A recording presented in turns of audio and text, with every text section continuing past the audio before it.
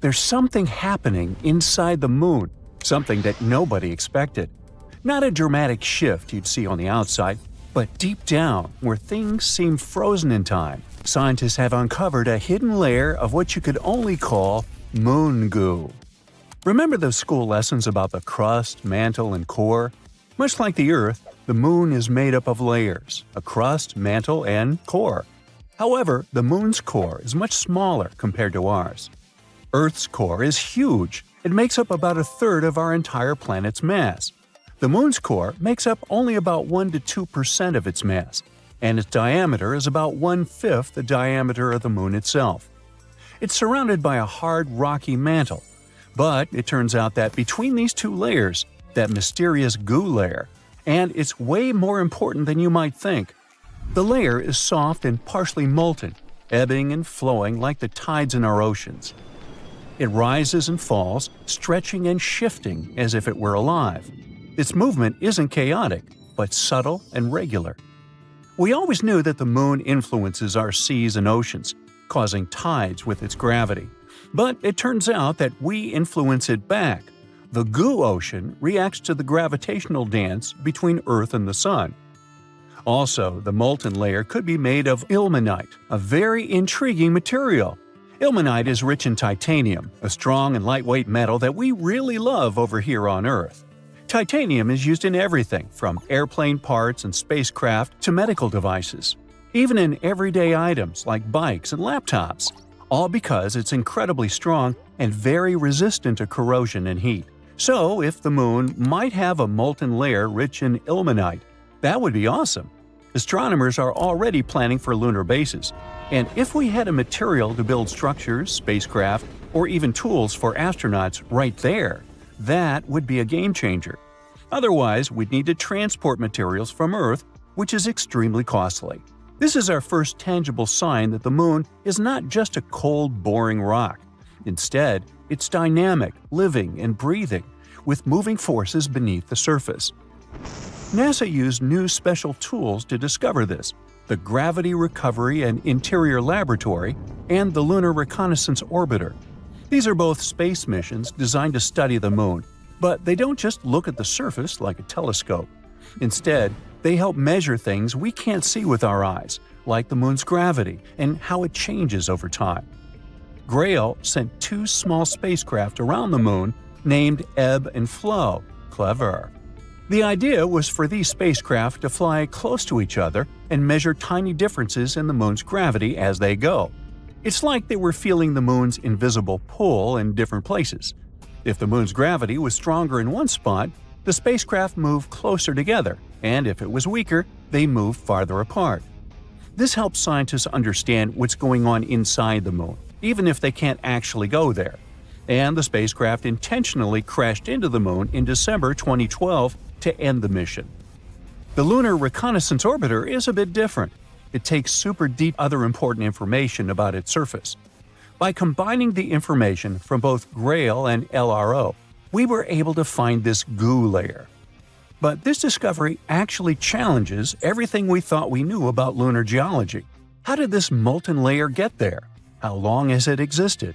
And perhaps more fascinating, how it stayed warm for millions of years. That's some million-dollar questions. The moon's core generates heat just like ours. But it's not as easy as saying, oh, the core's heat probably keeps it warm and molten. Well, first, the moon's core is much smaller and less active than Earth's, meaning it produces significantly less heat. Plus, the moon is much cooler than Earth in general. With temperature dropping to minus 200 degrees Fahrenheit on the surface, how could this inner layer still stay in this flowing state? That's still a mystery. In any case, this goo could actually explain a lot of stuff about the moon. For example, astronomers were exploring moonquakes and how they happen. Now they think that it might be this semi-molten layer shifting and moving beneath the surface. Now, beyond the moon itself, it also tells us more about other celestial bodies. If the moon, something we considered basically a huge static rock, has such a dramatic life, what about other planets, moons, or asteroids? Could they also hide similar hidden movements beneath their surfaces? We can even understand our own planet better, learn more about how tides and similar stuff works. There are so many great discoveries we've been making on the moon. Recently, we found some awesome stuff beneath the surface. Massive caves hidden for millions of years. For over 50 years, scientists have suspected that the moon's surface is full of underground tunnels and caves. These are known as lava tubes because they were formed by lava. Duh! Millions of years ago, the moon was pretty unstable. It underwent some volcanic activity, causing eruptions. When a volcano erupts, lava can flow across the surface. As the outer layer of the lava cools and hardens, it forms a solid roof of dark material. It's actually what these famous dark spots on the moon are. These are dark, hardened remains of ancient lava. But the hot, molten lava continues to flow through the center. Once the eruption ends and the lava drains away, what's left behind is an empty hollow tunnel, hence a lava tube. On Earth, we have lava tubes in places like Hawaii or Iceland, where volcanic activity has created similar underground tunnels. The same thing happened on the Moon billions of years ago, although they're much crazier compared to ours. In fact, lunar lava tubes are now thought to be some of the largest and longest in the entire solar system. One such cave was discovered beneath the famous Mare Tranquillitatis, the place where Apollo 11 first landed, and it's at least 340 feet deep. Now, all these lava systems have remained hidden just beneath the surface, untouched for millions of years. Only now, they finally managed to prove their existence. Scientists from the University of Trento in Italy found them using special radar technology and advanced computer methods. These techniques let you see underground by sending radar waves. The waves bounce back and give clues about what's hidden underneath. By analyzing the way these waves reflected back, the researchers could detect the shape and size of the hidden caves. Now, the best thing about this discovery is that we could build all our bases there. These caves protect from radiation, harsh winds, and meteoroids. NASA even found evidence that some of these caves stay at a steady 63 degrees Fahrenheit. That's some crazy coziness for the moon. And on top of that, there could even be some water there. So humans could take shelter inside these natural tunnels and build entire colonies on the moon. And I know what you're thinking. Could unexpected lunar monsters hide deep in those caves? Well, sure. There's a huge potential for exploring these caves and finding some awesome stuff. But even if we manage to find a miracle, like small life or microbial organisms, there's a 99% chance that there won't be actual animals or monsters. It would just be impossible for them to develop in such conditions. But it would make a great horror movie. Researchers want to send robots or drones to explore the tunnels first, and then see if they're safe enough for humans. And it's not just the US getting in on the action. China is also investigating the possibility of using these moon caves as a future base, showing that the race to explore and settle the moon is heating up. Technological progress does not stand still, and over the past decade, the resolution of images of the lunar surface has improved greatly. Many pits have been discovered on the surface, and some of them are really impressive in size. The largest are hundreds of feet deep. However, technology is not yet advanced enough for us to study the bottom of such pits in detail.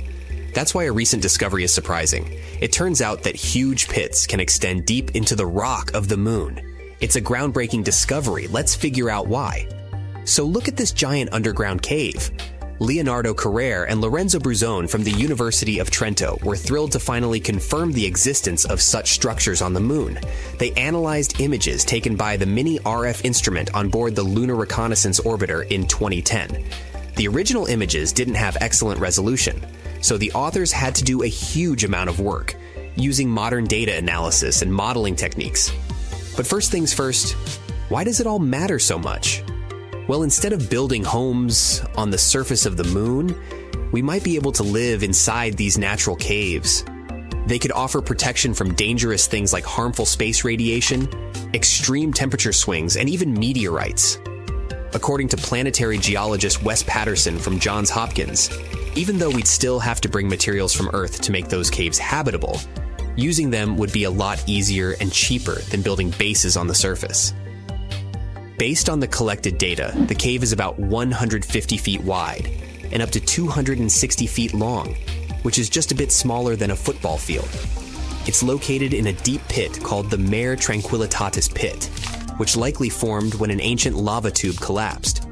Although the moon has no active volcanoes today, billions of years ago, its surface was covered with lava that flowed through valleys, carving out these tubes below the surface. Over time, some of the lava tubes became unstable and collapsed, creating pits like the one in question. NASA's Lunar Reconnaissance Orbiter, LRO, has already found more than 200 of such pits on the moon. It means there could be hundreds of hidden caves waiting to be explored on our satellite. When publishing their findings in Nature Astronomy, the researchers suggested that the caves could offer future astronauts a safe place to live and work, protecting them from the moon's extreme conditions. And extreme they are. One of the biggest challenges of living on the moon is its temperatures.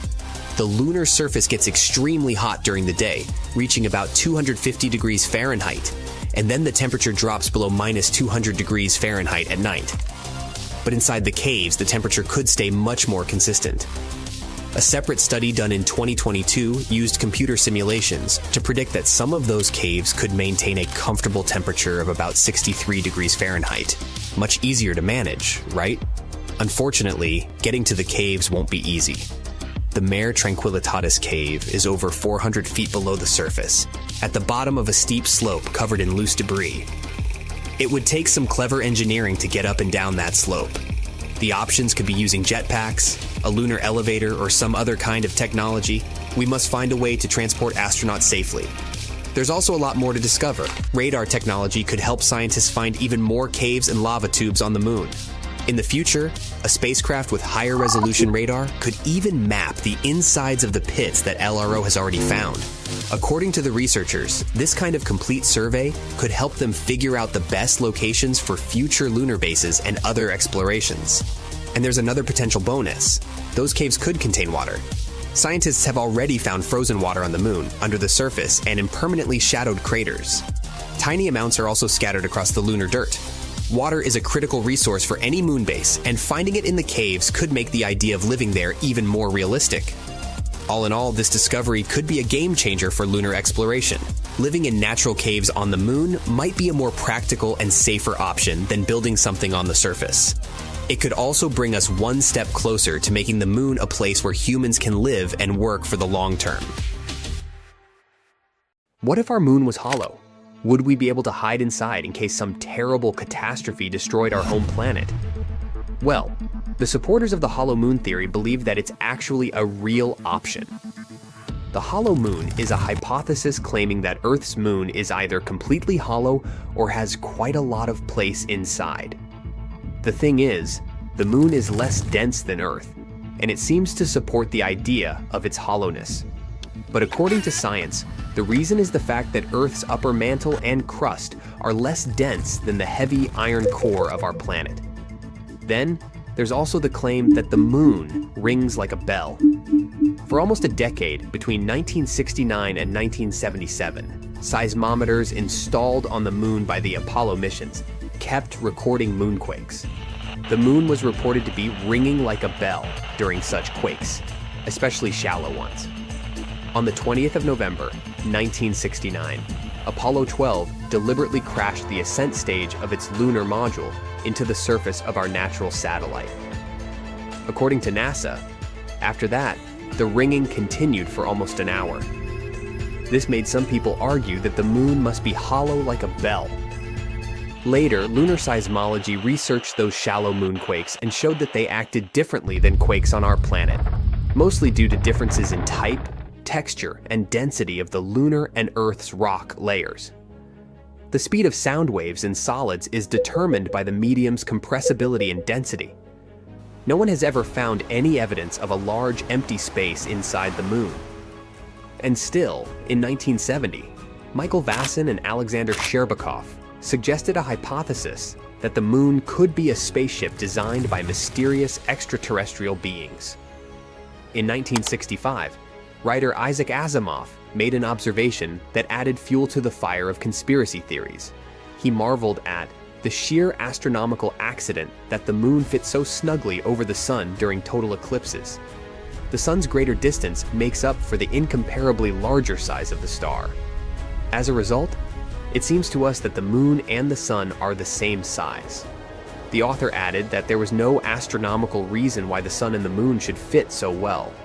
So since the 1970s, conspiracy theorists have been quoting Asimov's words about solar eclipses as evidence of the artificial origin of the moon. Mainstream astronomers disagree with such an interpretation, saying that the angular diameters of the moon and the sun don't perfectly match during eclipses. They vary by several percent over time. Many other pieces of evidence confirm that the moon is a solid body that formed after a planetoid crashed into Earth. In the past, scientists thought that the moon appeared after our rapidly spinning planet got rid of a good chunk of its mass. This idea was suggested in 1879 by George Darwin, the son of the very Charles Darwin, the famous biologist. This theory remained popular until the Apollo missions. Then, in 1925, Austrian geologist Otto Ampferer offered another idea, that Earth and the moon could have formed together from a primordial accretion disk, a rotating disk of dense gas and dust surrounding a young, newly formed star, and used to be a double system. The third theory stated that the moon could have once been a planetoid caught by the gravity of our planet. The modern explanation usually involves the giant impact hypothesis. According to it, a Mars-sized space body hit Earth and created a debris ring around our planet. In the end, this ring gathered into a single natural satellite, our moon. But getting back to the hollow moon theory, at the moment, there's no scientific evidence to support this hypothesis. Seismic observations and other data indicate that the moon has a solid interior with several layers, a thin crust, quite extensive mantle, and a dense core. These days, the idea of the hollow moon is considered to be a conspiracy theory. There are a few theories about how the moon appeared in the sky, and recently a new idea has popped up. But before we discuss this newcomer, let's look at the most popular hypotheses of the moon's formation. The capture theory claims that Earth's natural satellite used to be a wandering body, something like a large asteroid. It had formed somewhere else in the solar system before it was captured by our planet's gravity when passing nearby. The accretion hypothesis suggests that the moon formed in orbit around Earth at the same time as our planet appeared in the darkness of the cosmos. Then, there's the fission theory that says that at one point in its development, Earth was spinning so fast that some of its material broke away and started to orbit the planet. And the giant impact theory, which is the most popular these days, claims that the moon formed during a collision between Earth and another hypothetical planet called Theia, which was way smaller, probably the size of Mars. The resulting debris collected in an orbit around Earth and formed the moon. And now, let's move to the new theory you've been patiently waiting for. According to it, our satellite might have formed immediately, in a matter of hours, after the collision between Earth and Theia. The material from the two planets was likely launched directly into Earth's orbit right after the impact. It formed the moon and left traces deep inside Earth. In previous scenarios, Theia's remains were thought to have been scattered all over space, mixing with just a bit of the material coming from our own planet. But then, why do we see such shocking similarities between the moon's and Earth's compositions? Could it be that Theia was isotonically and chemically similar to Earth? Unlikely. But according to the new theory, more material from Earth was used to create the moon, its outer layers in particular. It might explain this similarity in composition. One more theory also tries to explain this mysterious similarity, the synestia model. According to it, our satellite formed inside a swirl of vaporized rock left by the collision. But this theory can't explain the moon's current orbit. The new single-stage theory does offer us plausible explanations for both the similarities in composition and the orbit of the moon. It might also provide us with some answers to previously unsolved mysteries. Since this scenario puts the moon into a wider orbit and gives it an interior that is not fully molten, it can explain the satellite's tilted orbit and thin crust. In any case, to confirm one of these theories, we need to analyze future lunar samples that will be brought to Earth by NASA's upcoming Artemis missions. Scientists will be able to get their hands on some material from deeper beneath the moon's surface and compare if real data matches these simulated scenarios. In the past, the Apollo missions already brought back about 1/3 of a ton of rock and soil from our satellite. These samples showed that Earth and the Moon had some remarkable chemical similarities. They could only suggest one thing. These space objects had a linked history. If the Moon had formed elsewhere and been captured by our planet's gravity later on, its composition would be very different from that of Earth.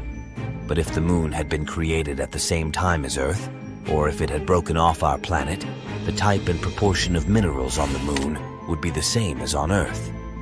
But they are a bit different. The Moon's minerals contain less water than their terrestrial counterparts.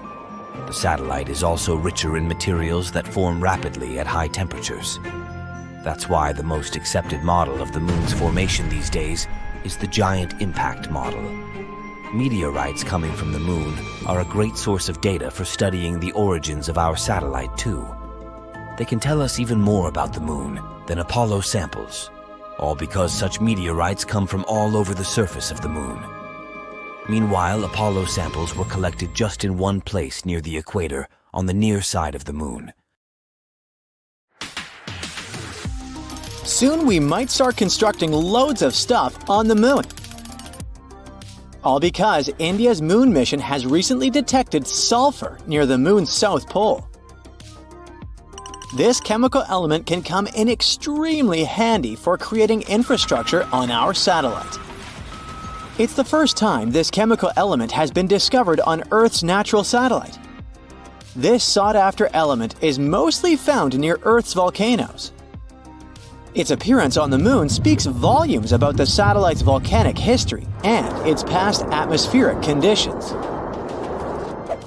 The mission's rover detected this chemical element less than a week after touching down around 70 degrees from the Moon's south pole on the 23rd of August, 2023.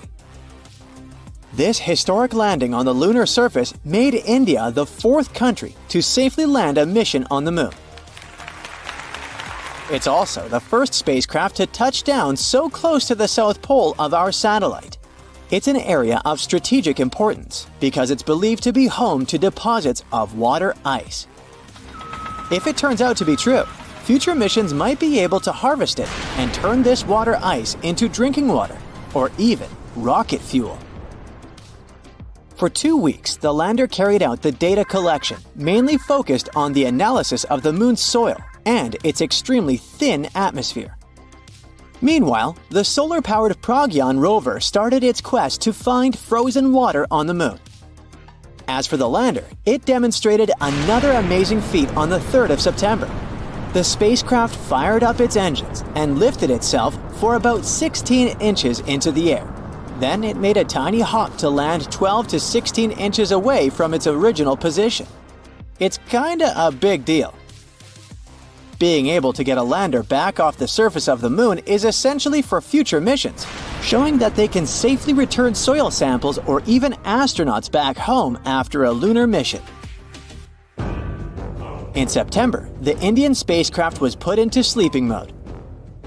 The 14-day-long lunar night was approaching, and the spacecraft wasn't designed to collect scientific data during this period of time. So far, we've learned about a few major findings of the mission. One is related to measuring the temperature of the Moon's topsoil at different depths. Intriguingly, the surface of the satellite in that region turned out to be hotter than expected. It was believed that the temperature could be between 68 and 86 degrees Fahrenheit on the surface, but it was around 158 degrees Fahrenheit, way hotter than it should be. The other discovery indicates the presence of several chemical elements, including oxygen. Besides, the data received from the spacecraft confirms the presence of aluminum, calcium, iron, titanium, silicon, and other chemical elements on the lunar surface close to the South Pole. The rover also used special instruments designed to measure quakes and rumbles beneath the lunar surface to detect some seismic activity.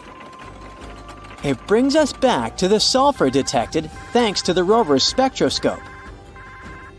Scientists are currently working on figuring out whether this element formed on the surface in a natural way, or whether it's the result of volcanic activity, or a meteor strike. Another astonishing thing found on the Moon is a rock, and it may be the oldest known Earth rock. A 0.7-inch wide chip included in a large rock collection brought to our planet by Apollo astronauts might actually be a 4-billion-year-old fragment of Earth. This finding could help us paint a better picture of the intense pounding early Earth got at the dawn of its life. It could go like this. Soon after the rock formed, an asteroid impact might have blasted it from Earth. At that time, our planet's satellite was 3 times closer to Earth than it is today. The collision was so powerful that this chunk of terrestrial rock found its way to the Moon. Later, this fragment got engulfed in a lunar breccia, a motley kind of rock. Eventually, the rock was brought back home to Earth by Apollo 14 astronauts. Even though scientists had found meteorites coming from Mars and the Moon before, it was the first time a rock from the Moon turned out to be a terrestrial meteorite. They also found out that the rock had formed in a water-rich environment at temperatures and pressures corresponding to those at around 12 miles beneath the surface of our planet. In 2019, China's Chang'e 4 mission made history by landing on the far side of the Moon. The mission's rover helped researchers visualize structures hidden deep below the surface of the satellite, revealing billions of years of lunar history.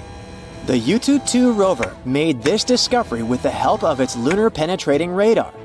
It imaged deep into the Moon's surface and listened to echoes of sound bouncing back off structures hidden from view under the surface of the Moon. It turned out those structures were resting at depths of almost 1,000 feet. The research suggests that the first 130 feet under the surface are made up of layers of dust, soil, and rocks. The instruments also discovered a concealed crater that must have formed after a large object slammed into the Moon's surface.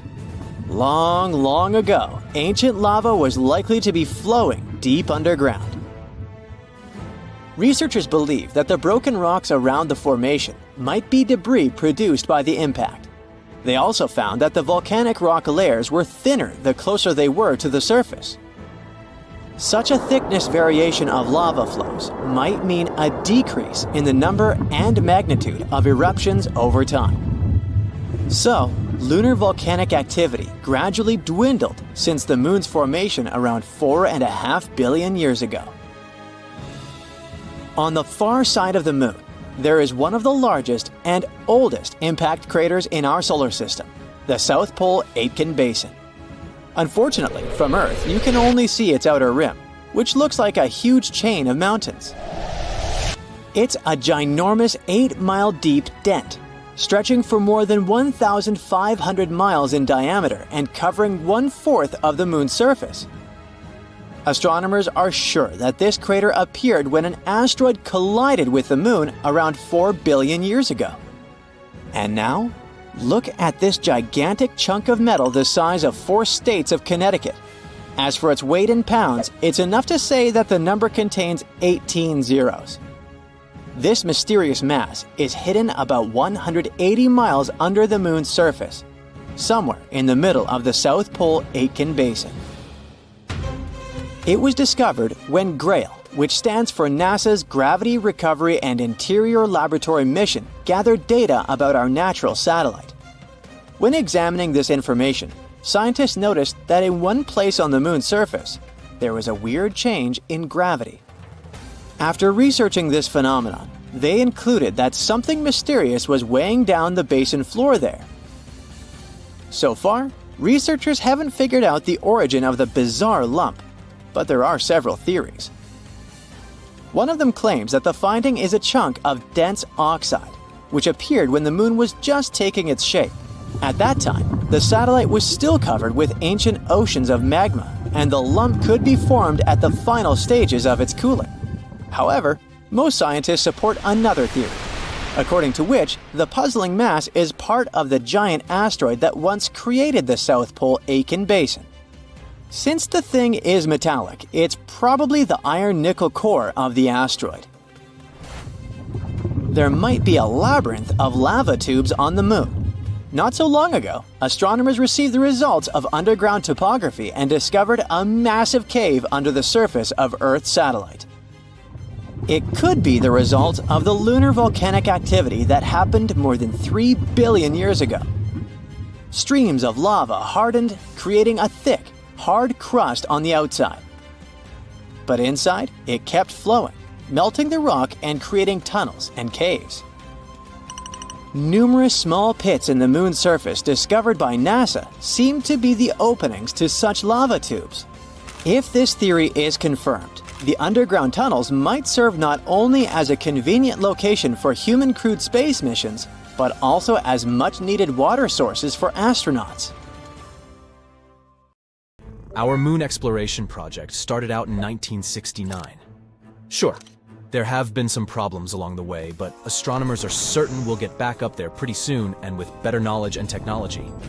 However, there's an 800-year-old trick that might become way more useful than fancy GPS tech and powerful rockets. It's called the Fibonacci sphere. Some scientists at a Hungarian university stumbled upon this idea while studying the moon. They believe it might be useful to better understand how the moon spins and how it's a bit squished while it goes around Earth. You might believe that our planet and its satellite are these perfect little spheres floating in space. Well, that's not true. They are in fact like slightly deflated soccer balls because of all the gravity, rotating movements, and tides. The GPS technology we use here on Earth is already adapted to these less than perfect ball proportions. Remember, our planet is a bit flattened at its poles. If we're going to make a map system for the moon, we need to do the same for its shape, called a solenoid, or what scientists call the moon's version of our Earth's shape. Since the moon is less compressed than our planet, scientists have been taking a shortcut until now. They've been looking at our satellite as a simple ball shape. However, with all these new projects coming up in the following decades and even some exciting trips we might end up having on the moon, we need to be more precise. Scientists now believe we should get the real data and start drawing an accurate picture of the moon. Here's where the Fibonacci sphere comes in handy. It's a clever solution that's been used by mathematicians to spread points out evenly on a ball. Scientists recently used it to map around 100,000 spots on the moon using data previously collected by NASA. And what they found was crucial for our understanding of the moon's shape. For instance, we now know that our satellite's poles are about 0.3 miles closer to the center compared to the moon's equator. Sure, it might seem like a tiny detail, but if we adjust our GPS software accordingly before we land on the moon again, it might save us from getting lost up there. This level of math hasn't been done since the 60s for the moon, but we already know it works wonders here, at home, so it only makes scientists better prepared for future missions. This isn't the first time people have used Fibonacci's findings to come up with clever solutions. We've also seen it put to work in finance, agriculture, and in computer science. Let's see where it all came from.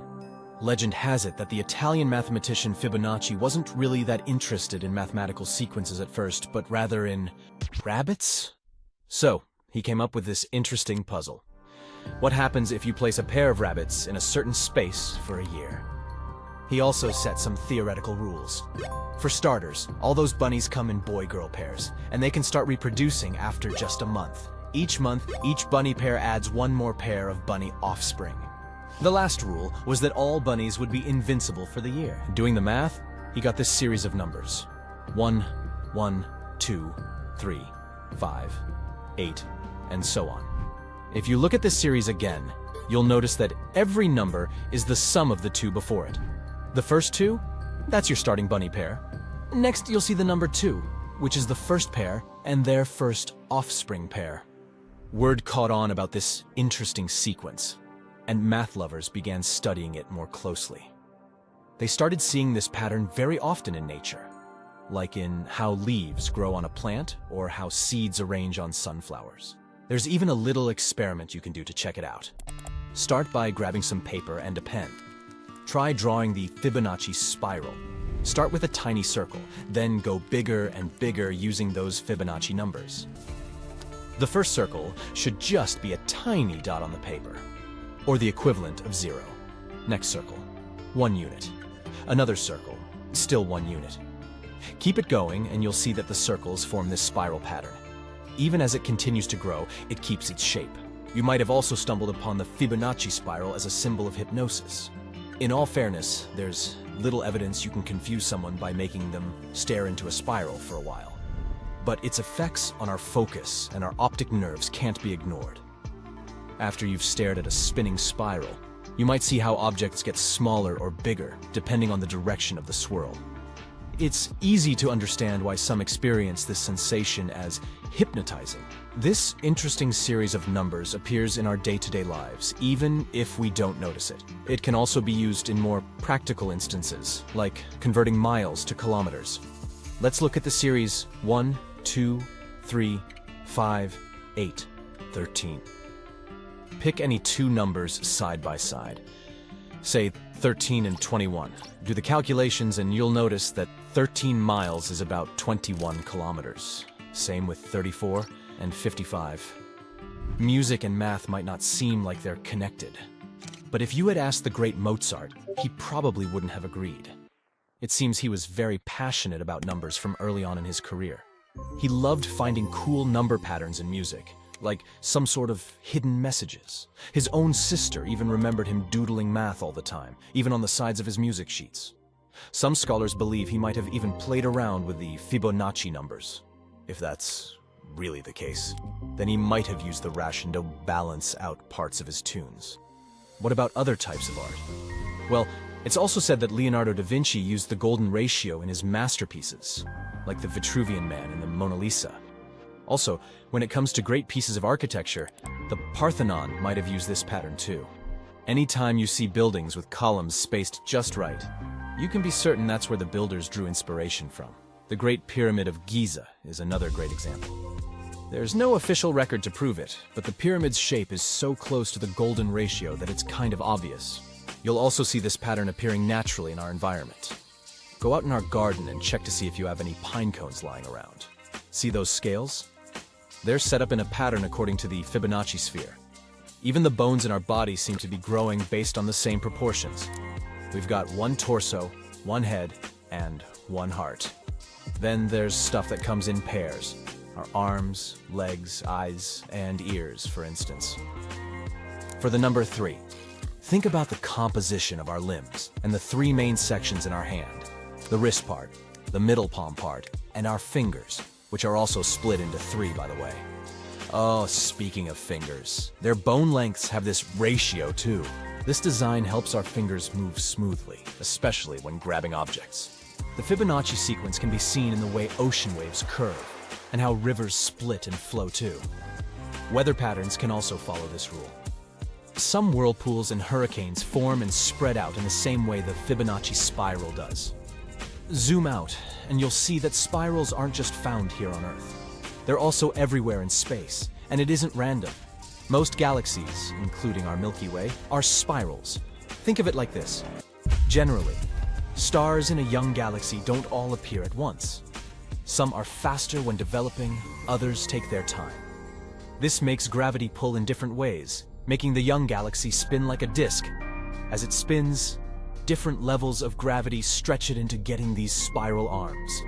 On the flip side, if all the stars in a young galaxy appear at the same time, gravity just smushes it all into an egg shape, or what the astronomers call elliptical. Neil Armstrong had been getting ready for his mission on the moon for over 3 years. To resist microgravity conditions, he had to learn how to walk sideways by being strapped and suspended at an angle in trying to walk along walls. His limits were tested through an intense diet and sleep regimen, since in space he would only have beef and vegetables, previously dehydrated and stuffed into a package. Back in the day, astronauts had to experience the desert, jungle, open sea, and Arctic survival training. These days it's a lot more structured. But back then, it was more of a let's drop this person in the middle of nowhere with no supplies and see if they make it.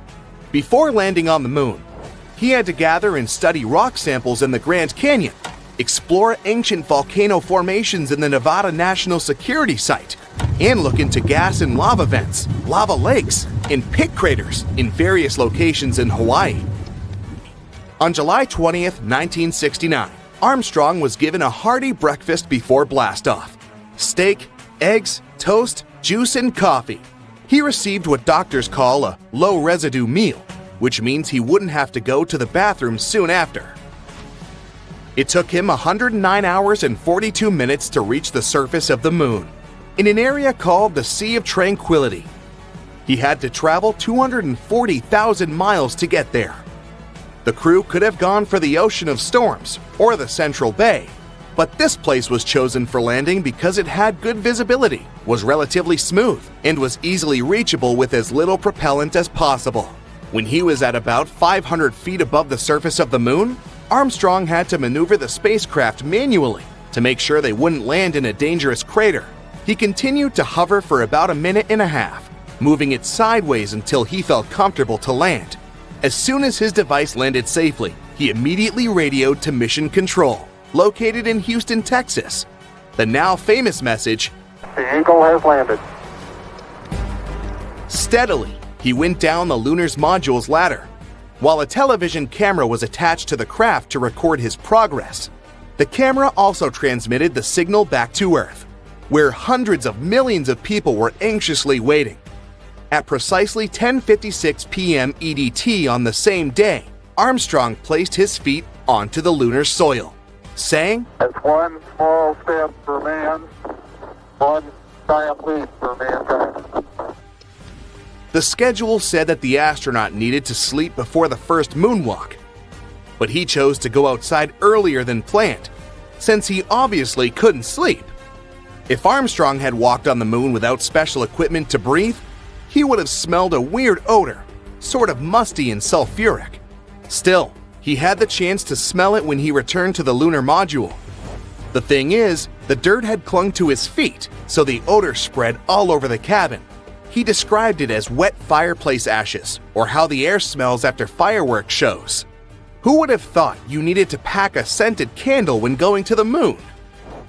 Apart from the people that have since made it to the moon, no one ever got the chance to know precisely what the crew was smelling. Even during that first mission, when moon soil and rock samples were transported to labs in airtight containers, once they were opened back on Earth, surprisingly, the smell was gone. He also felt the surface of the moon to be fine and powdery, but said he had no difficulty in moving around. One other member of his crew joined him about 20 minutes later. The whole moonwalk took a little over 2 hours. During this time, Armstrong and his teammates set up various devices on the surface of our satellite. One was meant to precisely measure the exact distance from there to Earth, by timing how long it took for a laser beam to travel from Earth to the lunar surface and back. Another meant to measure moonquakes and potential meteor impacts, which leads us to the discovery that the moon was pretty alive after all. We know today that the largest moonquakes are much weaker than the largest earthquakes, though their movements can last for up to an hour, way longer than on Earth. They managed to gather somewhere around 50 pounds of rock and soil samples. They also snapped many photographs of the terrain, where they also planted a US flag. The astronaut even got the chance to catch up with President Richard Nixon, for less than a minute though. The final thing on the list for Armstrong was to go for a walk to what is now known as East Crater, 65 yards east of the lunar module. It was the greatest distance traveled from the spacecraft on that specific mission, approximately the length of half a football field. As soon as his tasks were done, Armstrong went back into the lunar module and safely closed the hatch to get some sleep. While preparing for liftoff, Armstrong and his crew discovered that, because of their chunky spacesuits, they managed to break the ignition switch for the ascent engine. No big deal, they thought. So they used a part of a pen to push in the circuit breaker to start the launch sequence. At 1:54 p.m., the famous Eagle began to ascend. Apart from the scientific equipment installed on the surface of the moon, a plaque was also left there. It read, "Here, men from the planet Earth first set foot upon the moon, July 1969 AD. We came in peace for all mankind." Years later, Armstrong said that NASA limited their time on the moon because they didn't know how the spacesuits would handle the moon's extreme temperatures, as high as 260 degrees Fahrenheit during the day, to as low as 280 degrees Fahrenheit below zero at night.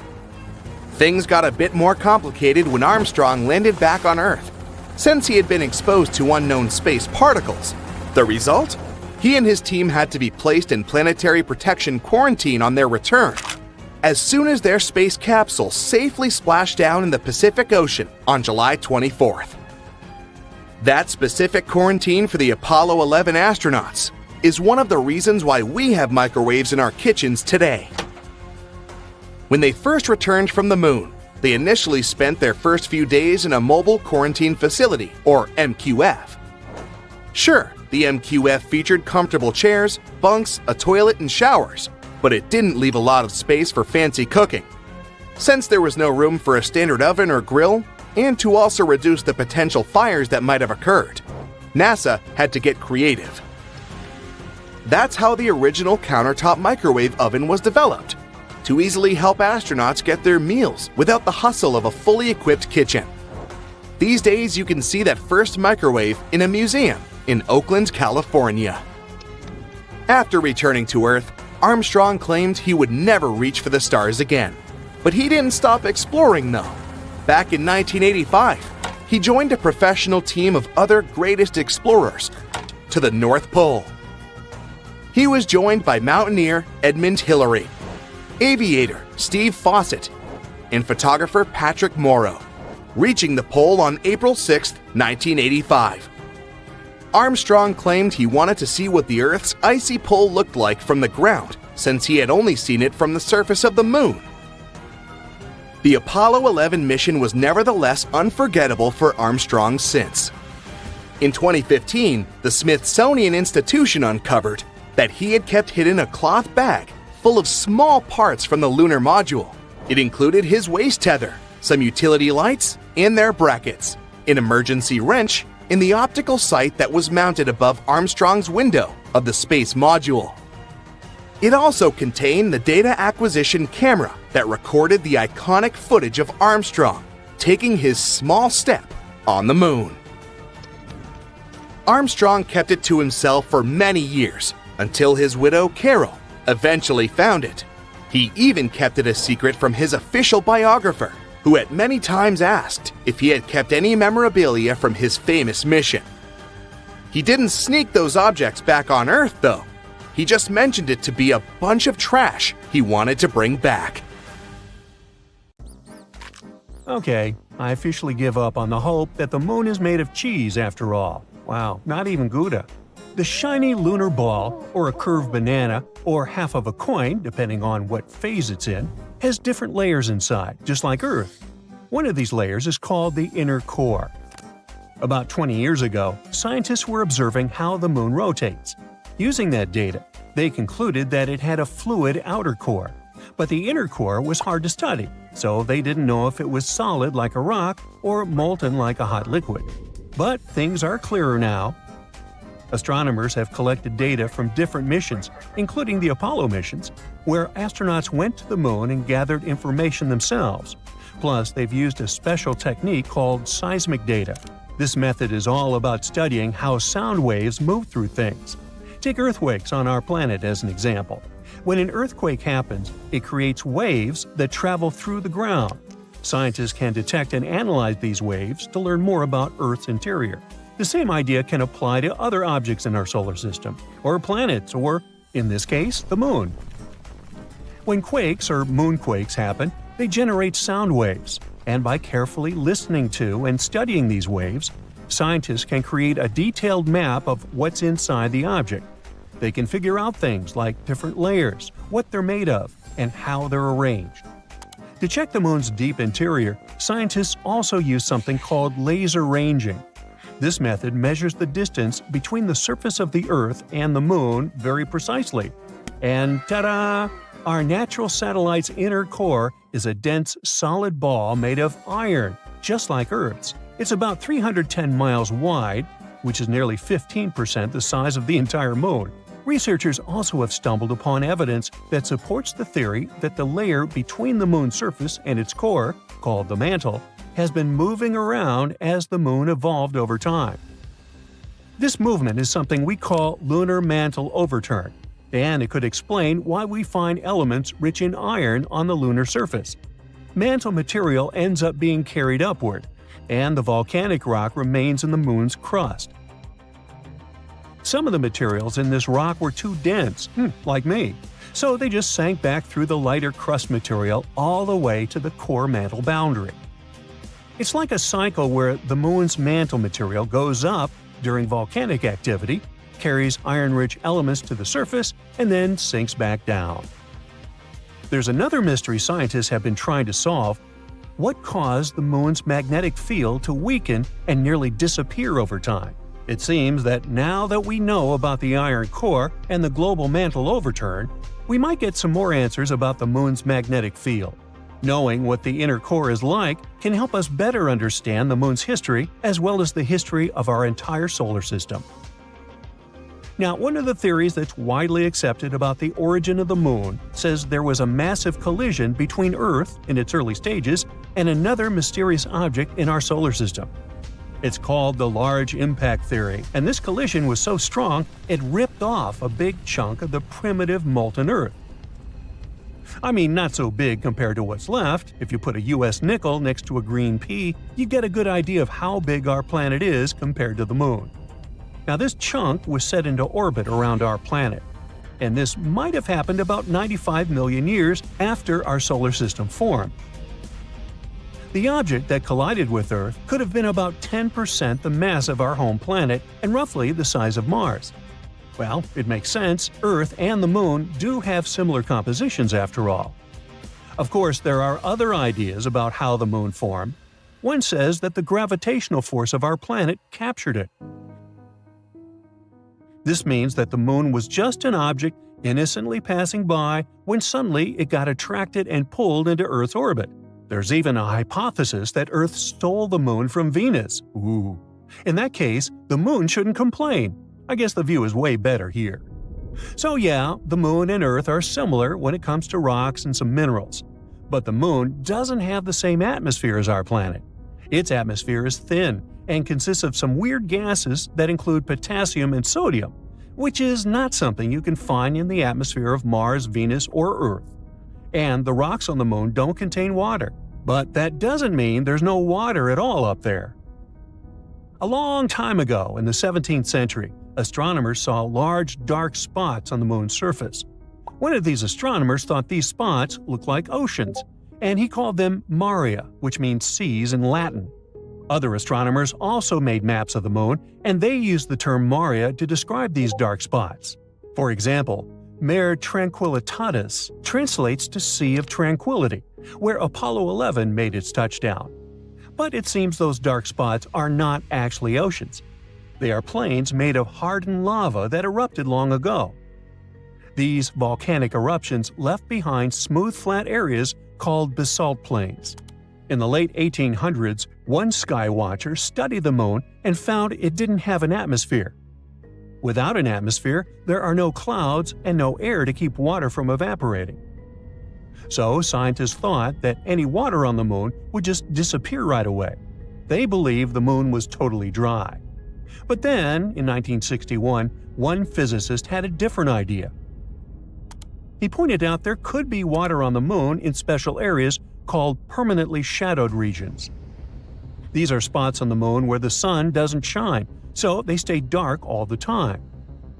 Water ice could exist in these dark areas because they're extremely cold and the ice wouldn't evaporate. But when astronauts from the Apollo missions went to the Moon, they brought back soil samples, and scientists found no signs of water in them. So everyone went back to thinking that the Moon was completely dry. In the 90s, NASA focused on these shadowed craters and found high concentrations of hydrogen, which meant there could be ice at the Moon's poles. They still weren't certain, so they kept digging and, after a while, found hydrogen trapped inside tiny beads of volcanic glass. Since there are no active volcanoes on the Moon today, which means water probably was present on the Moon when these volcanoes erupted long ago. Plus, there could be way more water back in the early days of our Moon. In 2020, NASA's SOFIA mission showed us what we'd been looking for a really long time. There is water on the Moon after all. It turns out the water is hidden within the grains of lunar dust or sticking to the surface in the sunlit areas of the Moon.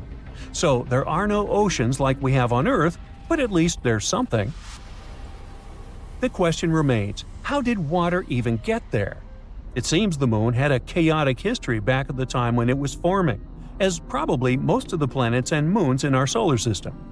So there is some evidence that water came there from comets hitting its surface back in the old days, or maybe even keeps on coming from those that are slamming into the Moon right now. We're talking about a chaotic situation where icy micrometeorites collide with the Moon's surface, and dust then makes an even bigger mess when interacting with the solar wind. But we're waiting to find out more about this. Because, as we all know, when you mention water, you also inevitably talk about life. That's why we want to know more, for instance, about all that ice hidden in polar craters on the Moon. Maybe it can teach us more about how life developed on Earth. Maybe comets brought all the necessary elements here. Then, what if there are some of those elements stuck in the ice on the Moon, too?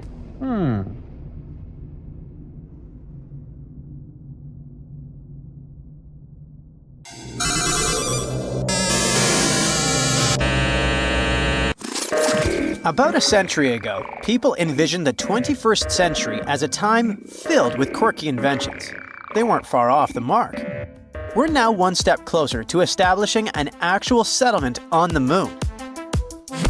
Before we can create a new home up, we need to find a way to stay connected, beyond just transportation and shipping. Being able to send a simple text, even something as casual as, "Hey, how are you?" is essential. We can't move to the Moon if we're cut off from Earth. Let me spill some tea. A lunar 4G network is currently being developed. The company leading this initiative is none other than Nokia's Bell Labs. The company, bought by the world-famous Finnish company that started out as a paper mill in the 19th century and later ventured into the cell phone industry, creating iconic devices long before Apple launched its first phone. Once the network is completed, it will be loaded onto a lander, deployed, and connected using specialized radio equipment. But don't think this is just a fun experiment. It has significant purposes. The Lunar Outpost rover, one of the vehicles involved in this mission, will thoroughly explore an area known as the Shackleton Connecting Ridge. Another rover, the Micronova, will investigate a lunar crater in search of ice. When they discover ice and capture images, this information will be first transmitted to the lander and then relayed to Earth, an unprecedented achievement in history. Moreover, the importance of a reliable phone connection cannot be overstated. Currently, astronauts communicate via radio. But NASA aims to establish a lunar communication system capable of supporting high-resolution video. Effective communication during space missions is as crucial as food and water, and with this new lunar 4G technology, video calls on the Moon could soon become a reality. Plus, thanks to Lunar 4G, we'll be able to track how the endangered species sent to the Moon are doing. Oh, sorry, I completely forgot to mention something important. As more species edge closer to extinction today, scientists are collecting samples from animals, plants, and other organisms to store in biorepositories around the globe. Unfortunately, the conditions on Earth are far from ideal for these modern-day Noah's Arks. Hence, the decision to build 1 or 2 vaults on the Moon makes perfect sense. On the Moon, there's a permanently shadowed region at its south pole.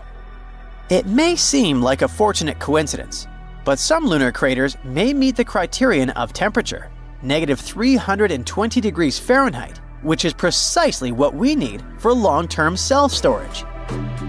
Initially, the plan was to construct the vault in lava tubes that run beneath the moon's surface, but that would have posed significant risks.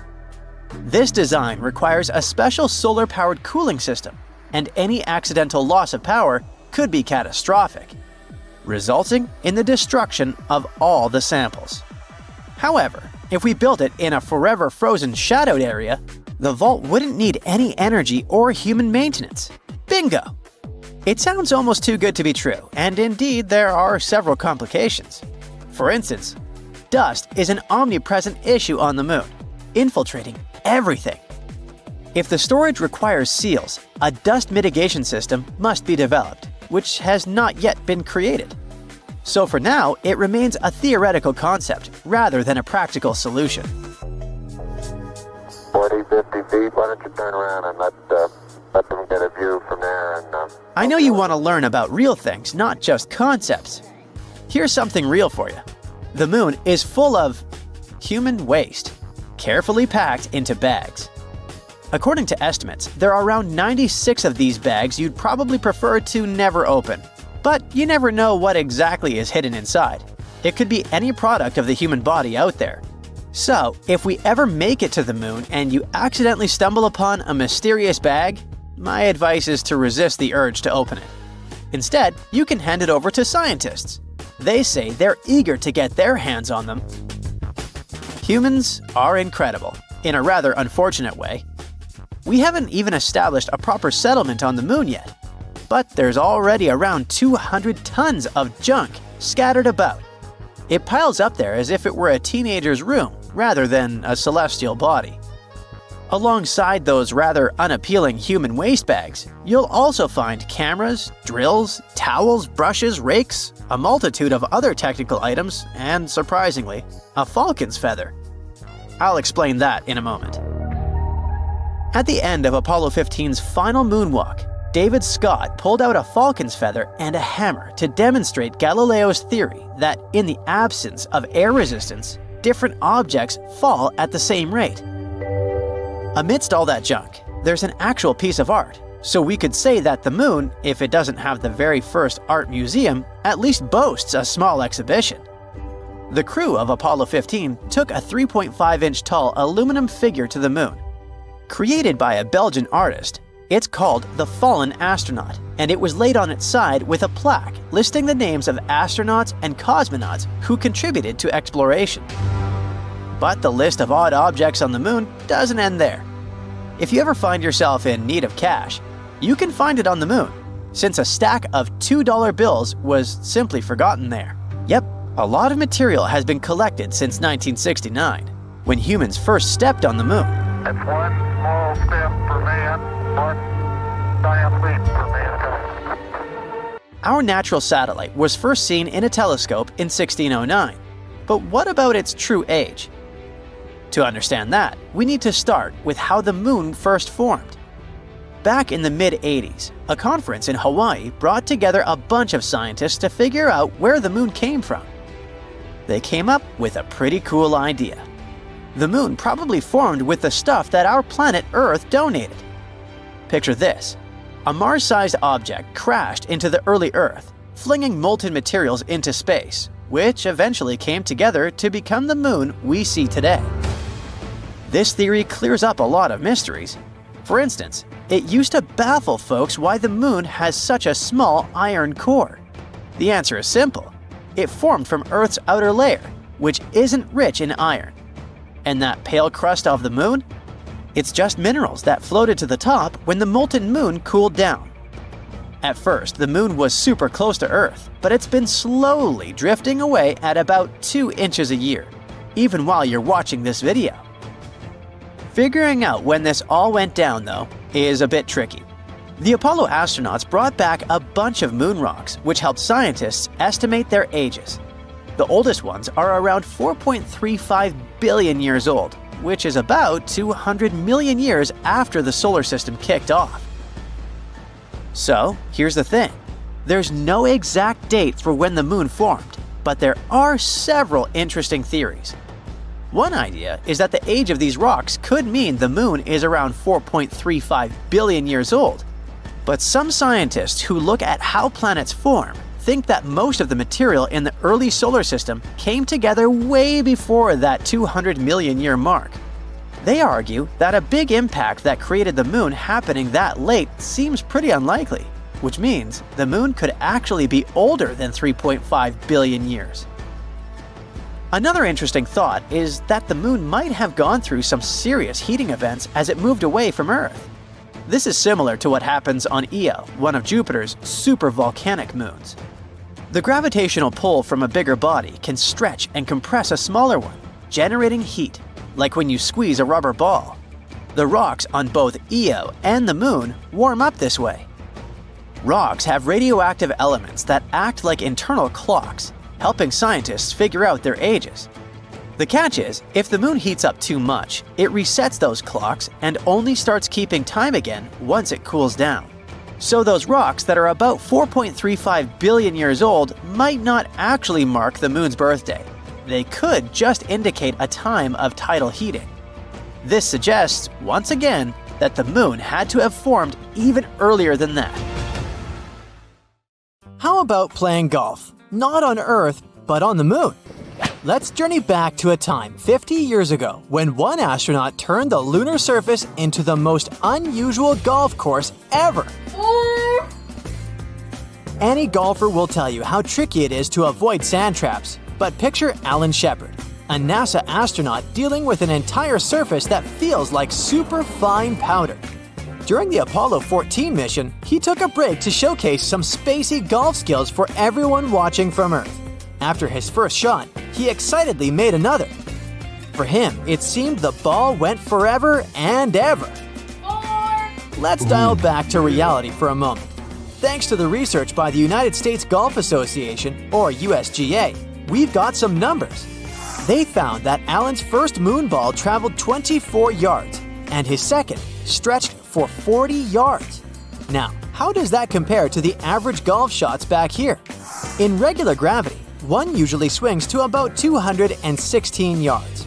Just goes to show, while we've upgraded our golf game on Earth with tech and training, the moon's low-gravity playground is a different environment altogether. Now let's give Alan some props. Moon golf? Not as simple as you might think. His club wasn't one from your local sports store, it was a makeshift one. A moon sample collector with a club head stuck to it. Add to that the bulky spacesuit he had on. Imagine trying to swing wearing an outfit that's as stiff as cardboard. With all that gear, Alan could only muster a one-handed swing. Care to have a similar experience? Well, you might not be able to play golf on the moon anytime soon, but you can give it a shot underwater. Some say the conditions are similar. Here's where it gets even more interesting.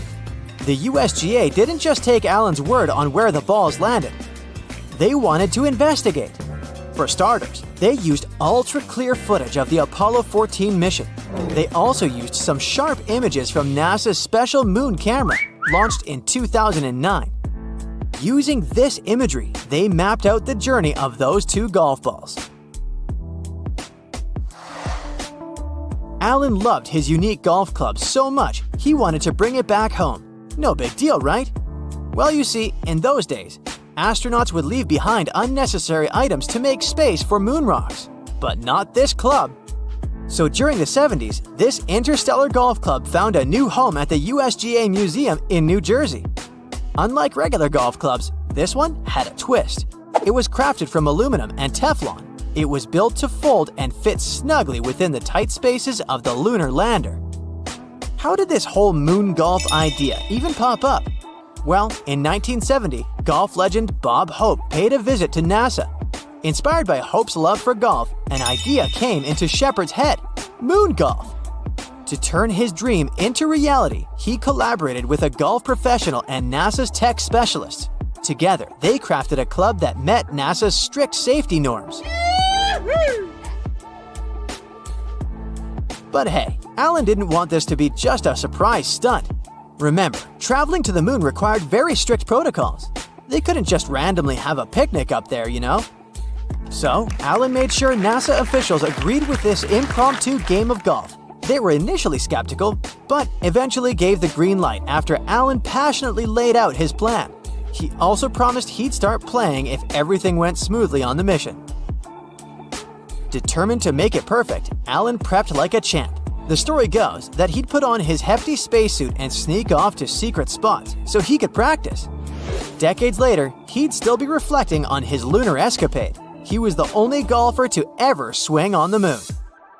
It's not just golf balls that astronauts left behind on their trips. There were actually a lot of objects left on the moon between 1969 and 1972, the year of the last moon landing.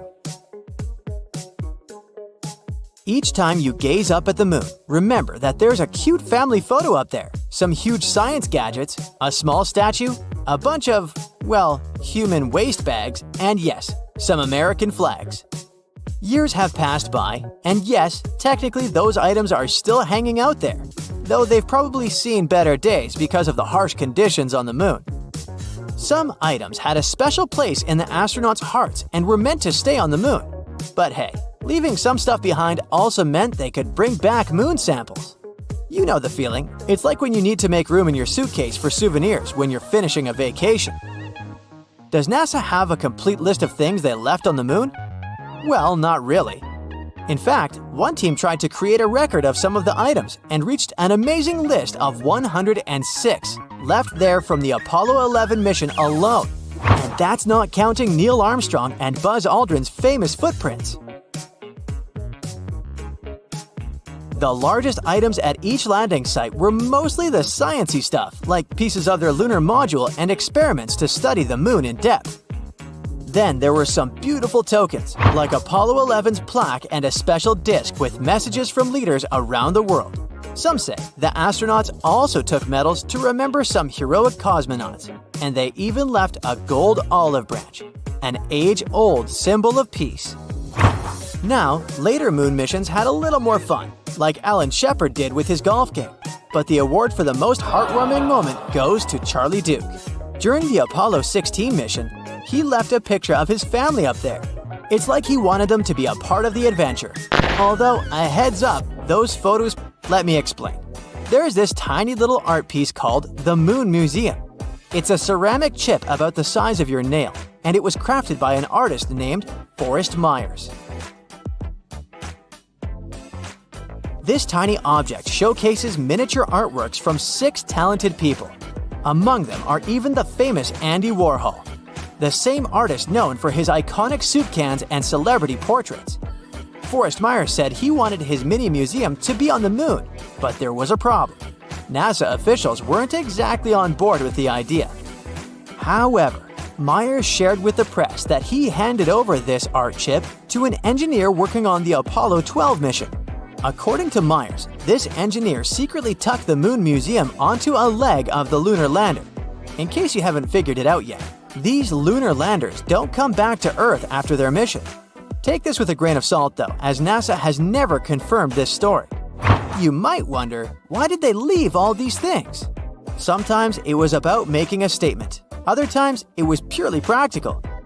At one point, it was mentioned that during the Apollo 11 mission, for example, a decision needed to be made. The astronauts had to quickly figure out what was essential for their trip back home. They ended up creating a cleanup spot, tossing away things they didn't need anymore. Leaving things behind on the moon isn't that different from how we leave things behind on Earth. Just like archaeologists study our ancient leftovers to learn about our ancestors. The stuff on the moon gives us insights about those incredible lunar missions. Some things they left had done their job, like the pole for the flag or the camera they used to broadcast those steps on the moon.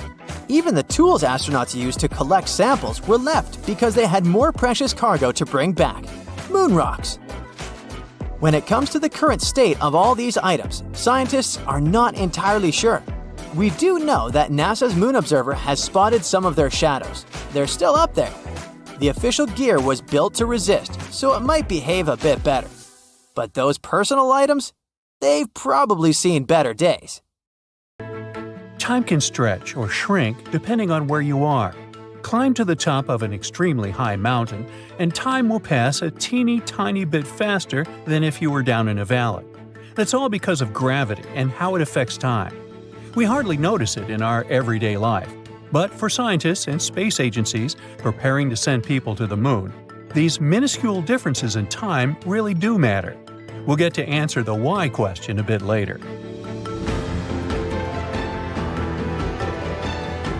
Right now, a new space race is underway. Many countries want to establish long-term bases on the moon. With humans up there, things like reliable timekeeping become crucial. The thing is, the moon doesn't operate on Earth's time. A day on the moon runs slightly faster than a day on Earth. The difference is about 56 microseconds, and it seems insignificant. But over time, even such a difference can add up, creating bigger issues. So, to keep lunar missions running smoothly and prevent things from drifting out of sync, NASA and scientists around the world are now dealing with a tricky challenge: creating an entirely new lunar timescale. NASA is supposed to start using it by 2026. It's the same year they hope to send astronauts back to the moon for the first time in 50 years. But this new timescale is not just a moon time zone. It's actually an entire system that will adjust for the moon's faster time and keep everything synchronized with Earth's time systems. Only in this case will missions be able to run smoothly. You see, on Earth our timekeeping is already surprisingly complicated. It might seem like time should be a straightforward concept, but keeping accurate time is actually a precise science, especially when you consider how much timekeeping affects our daily lives. So, to keep global time coordinated, scientists rely on something called Coordinated Universal Time, also known as UTC. This global time standard is based on ultra-precise atomic clocks that scientists place in separate locations all over the world. Atomic clocks are cool because they measure time based on the consistent vibrations of atoms, so they're super stable and accurate. This helps scientists make sure UTC is the same for everyone everywhere. These atomic clocks also take into account that time moves slightly more slowly the closer you are to the center of our planet. So, atomic clocks positioned closer to the Earth's surface tick a bit more slowly due to stronger gravitational pull. This effect, explained by Einstein's theory of relativity, happens because gravity affects time. By spreading atomic clocks across different elevations, scientists average out all the tiny time differences caused by gravity.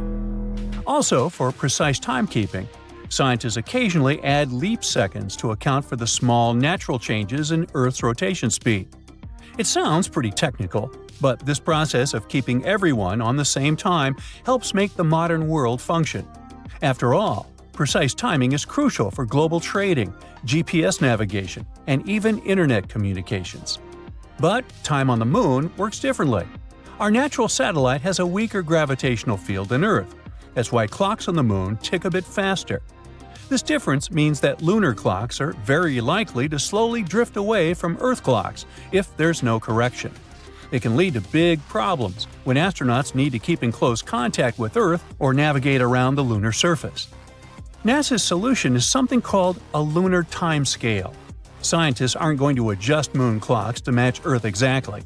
Instead, they want to establish a unique system that measures lunar time accurately, but is also easy to convert back to Earth time. Think of it as creating a whole new framework just for the moon. To make this lunar time system work, NASA is cooperating with international colleagues like the European Space Agency. Together, they're setting up what they call LunaNet. This lunar network will be a bit like the Internet for the moon. It'll make sure all the lunar clocks work together and align with Earth-based time. Just like how atomic clocks around the world coordinate for UTC on Earth, clocks on the moon will be part of this larger LunaNet network. Now, scientists are pretty experienced when it comes to managing time in space. Global Positioning System satellites, which orbit Earth about 12,550 miles high, have atomic clocks on board. These clocks tick faster than clocks on the Earth's surface because they're quite far away from Earth's gravitational pull. But then, how does GPS navigation stay accurate? It's because scientists have figured out ways to slow those clocks down to match Earth's time. This experience with GPS clocks is a great base for what scientists need to do on the moon. In some ways, it might be even easier than managing GPS. Scientists can work with lunar clocks as they naturally are, instead of needing to adjust them to sync perfectly with Earth. By setting up accurate lunar time from the start, scientists hope to avoid some of the complications of managing GPS satellites. And now, here's the interesting part, or maybe more interesting. To keep lunar timekeeping a reality, NASA and its partners want to set up clocks both on the lunar surface and on satellites orbiting the Moon. Some of these clocks will be long-lasting atomic clocks, and others will be crystal oscillators. Those offer stability over short time periods. Together, these clocks will create a network that scientists will be able to rely on. Meanwhile, atomic clocks for space don't come cheap. They can cost a staggering few $1 million each. Luckily, crystal oscillators are more affordable, but they don't stay accurate over long periods. Once those clocks are set up, they'll work together as part of LunaNet, which will be NASA's framework for everything related to moon-based time and data networks. LunaNet will act like an internet for lunar operations. Different space agencies will contribute to it, like how internet service providers work for us on Earth. But there's another set of challenges, and it's connected with the Moon's rotation. Firstly, a day on the Moon lasts much longer than a day on our planet because it takes the Moon about 28 Earth days to make a full rotation. Plus, the Moon's equator experiences about 14 days of sunlight, followed by 14 days of darkness, unlike Earth's regular day-night cycle. And at the Moon's south pole, where NASA is going to establish future lunar missions, there are areas that stay lit or in shadow permanently. It might make it harder for astronauts to keep track of time. NASA and its partners hope to involve more countries in this project through international organizations, like the International Astronomical Union. The idea is to get as many countries as possible on board with the lunar timescale, so that everyone exploring the Moon is on the same page. Now, another really exciting thing about all this is that figuring out lunar time could help other future space missions, like trips to Mars. The experience and knowledge we'll get from setting up a lunar timescale are likely to serve as a blueprint for managing time on even farther planets. That's one of the reasons why scientists are taking this lunar project so seriously. As for astronauts living on the Moon, a consistent, reliable time system will be essential, not just for navigation, but for everything from scientific experiments to day-to-day activities. NASA's Lunar Time Project is truly groundbreaking. It's the first step toward managing time as humans expand farther into space. And if they get it right, it'll mean that future astronauts won't just have Earth time to guide them. They'll also have a Moon time, and even, one day, a Mars time too. Precise timekeeping matters both for the sake of scientifically understanding the passage of time on the Moon and for setting up all the infrastructure necessary to carry out missions. Scientists are also eager to create a timescale from scratch because they can take everything they've learned about timekeeping on Earth and apply it to a new system on the Moon. Well, I'm out of time, so bye! The space crew had been getting ready for the launch for over 3 years. The preparations for landing on the strange planet included gathering and studying rock samples in the Grand Canyon, exploring ancient volcano formations in the Nevada National Security Site, and looking into gas and lava vents, lava lakes, and pit craters in various locations in Hawaii. To be able to resist microgravity conditions, they learned how to walk obliquely by being strapped and suspended sideways and trying to move along walls. They had to test their limits through intensive diet and sleep regimens to make sure they'd be safe in outer space. It took them 3 days, 3 hours, and 49 minutes to reach the surface of this new world in a place called the Sea of Tranquility. They could have gone for the Ocean of Storms or the Central Bay, but they chose this place to land because it had good visibility and it was relatively smooth and easily reachable with as little propellant as possible. One of the first things they noticed when they got there was that, well, the place kind of smelled. This may sound like the beginning of a science fiction novel, but it's actually the true story about how the Apollo 11 mission landed on the Moon on July 20th, 1969. Since then, the Moon has had 12 human visitors to this day. We think of it as our neighboring space buddy, but there's still much we don't know about this mysterious satellite. And that should come as no surprise, since the moon is actually always showing us the same face. That is because the Earth and its only permanent natural satellite are in synchronous rotation, which makes us think it's always permanently still. The truth is, it's not in a fixed position, and it is actually moving further and further away from the Earth each year by 1.5 inches. Believe it or not, the Earth and the Moon, although being 238,855 miles apart, deeply influence each other. While the Moon is partially responsible for the tides of the seas and oceans on our planet's surface, our Earth is actually to blame for movement on the Moon. They're called moonquakes, and they last way longer than earthquakes, some of them up to half an hour. It may look perfectly round to us on a warm summer's night, but the Moon is actually oval. The lemon-like shape is caused by the Earth's gravitational pull. Our Moon features more than footprints when it comes to traces of humans.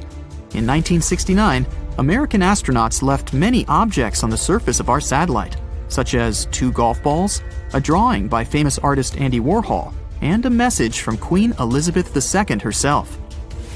One of the last people to walk on the Moon to this day, an astronaut named Eugene Cernan, scribbled his daughter's initials on the Moon's surface in 1972. Since it appears there's no wind or any other type of weather change there, the letters TDC could remain there permanently. It's actually possible to be allergic to the Moon. Harrison Jack Schmitt, an astronaut from the Apollo 17 mission, spent some time in a valley in the Sea of Serenity, then climbed back into the crew's lunar module, but had some moon dust on him. Just as he removed his spacesuit, he got red eyes, sneezing fits, and other allergic reactions that lasted 2 hours. Since it's so close to us, we've established that the Moon has a time zone of its own. We call it the Lunar Standard Time, but it doesn't correspond to time on Earth. To get an equivalent, the explanation is a bit more complex, but in simple terms, a year on the Moon is split up into 12 days, each one about as long as a month on Earth. Each one of these days got its name after a different astronaut who has walked on the Moon. The start date of this calendar coincides with the moment Neil Armstrong walked on the Moon. So, the Lunar Year 1, Day 1, began on July 21st, 1969 at 2:56:15 Universal Time. Since the Moon has a very thin atmosphere, it has some pretty crazy temperatures, both hot and cold. They can go up to 200 degrees Fahrenheit. Over by the Moon's poles, however, the temperature is always at around minus 400 degrees Fahrenheit. Humans have tried to trace the connection between our natural satellite and the Earth for as long as we can remember, coming up with words to explain why the Moon's existence influences us so. In the Middle Ages, scientists and philosophers thought that during a full moon, some people were more likely to experience different health conditions. Because they saw this inexplicable connection to the full moon, people with these symptoms were named lunatics, or at times, literally, moonsick.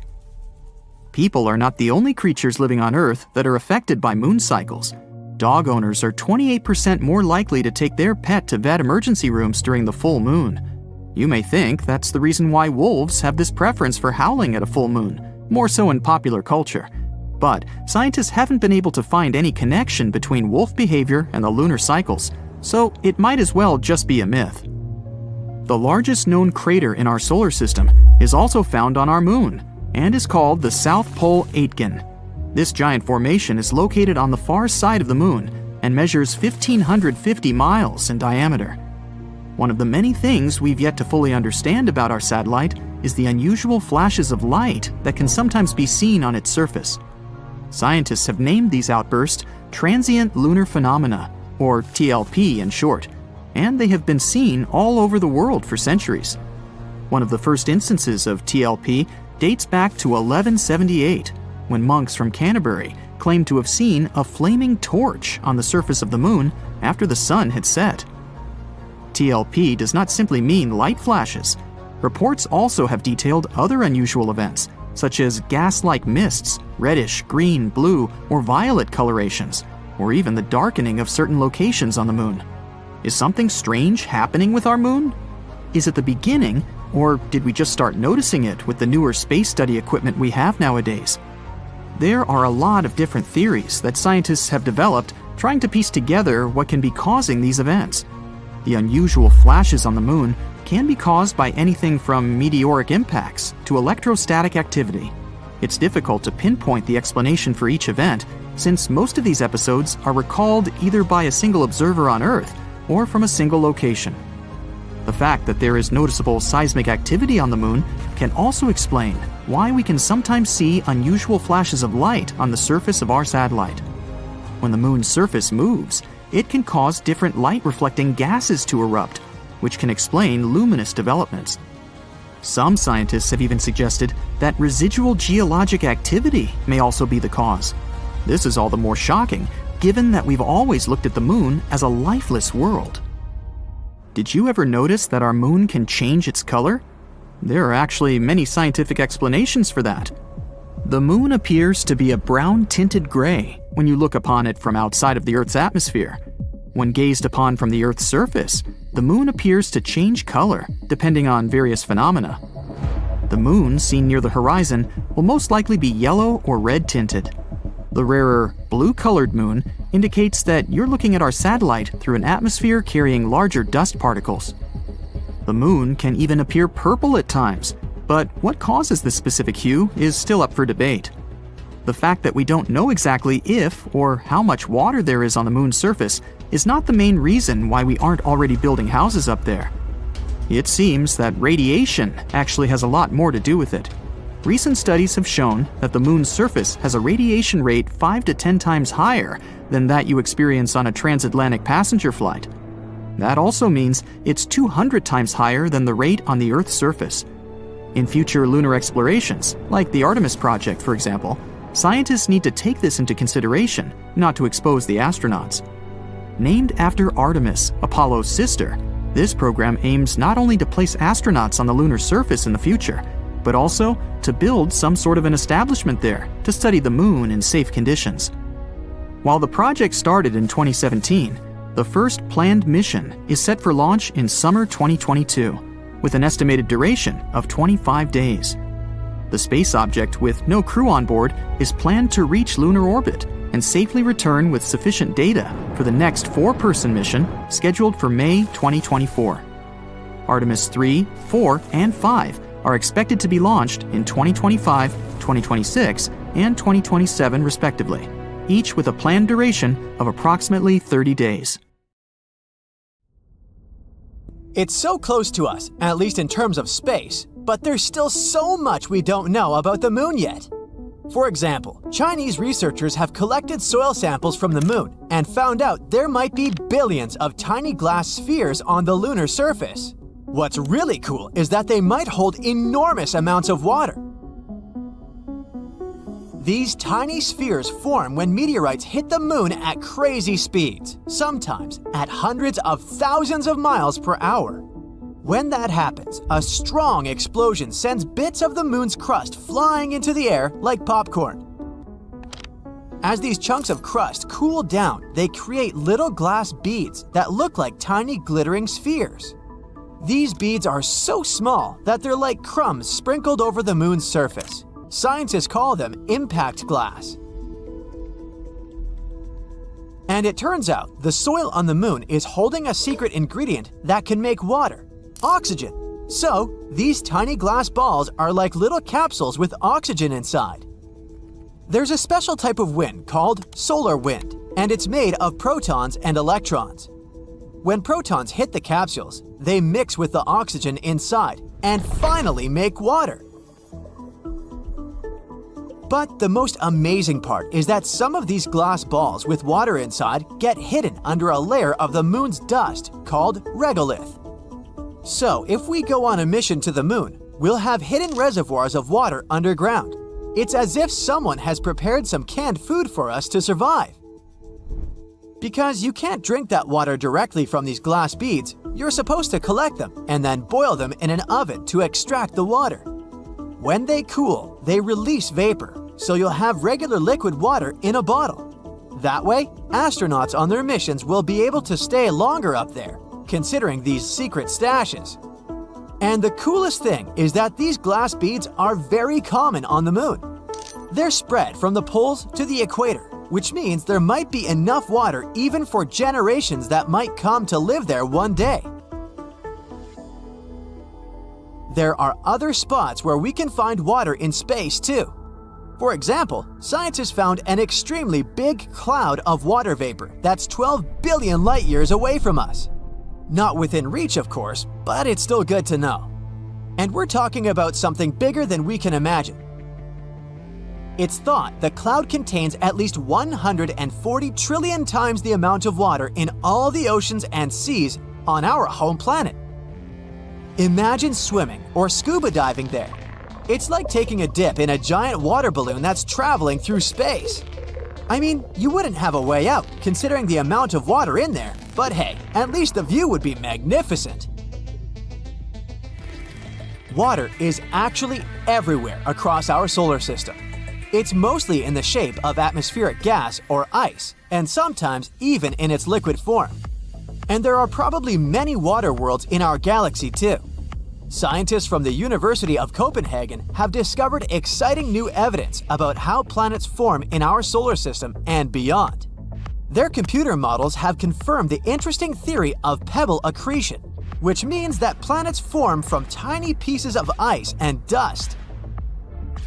This theory is based on the observation of disks around young stars that are made up of pebbles that come in several hundred Earth masses. As these pebbles collide and clump together, they form protoplanets and eventually planets. What's even more exciting is water could be an important ingredient in this planet's making. It also means that the water may not have come to Earth by chance, for instance, via icy comets hitting our home planet. Instead, maybe it was there from the very beginning. Perhaps planets in our neighborhood, like Mars and Venus, formed with water as well. Scientists also say we shouldn't assume we're a special case just because we have water. There could be many planets all over our Milky Way galaxy as big as Earth that have water too. That means there could be many worlds in our galaxy with continents and oceans, which could also mean there is a great deal of life out there waiting to be discovered. But just because there's water somewhere, it doesn't mean that place would be a good spot for an interstellar summer vacation for future generations. Water on many planets is probably embedded in rock or fills underground oceans. Researchers have checked more than 40 exoplanets we know about. They're all smaller than Neptune and located around something we call red dwarf stars. These make up 80% of all stars we're familiar with in our galaxy. They're cooler than our Sun and also the smallest type of hydrogen-burning stars. And there could be more planets with enormous amounts of water than we thought. Plus, this water can take up to half of the total mass of these planets. Scientists know this because they've been studying the density of these exoplanets. They have realized they're too light to be made entirely out of rock. I've mentioned Venus before. Today, it's a hot, rocky planet a bit smaller than Earth, with a dry atmosphere and only some traces of water vapor. It's also very poor in oxygen.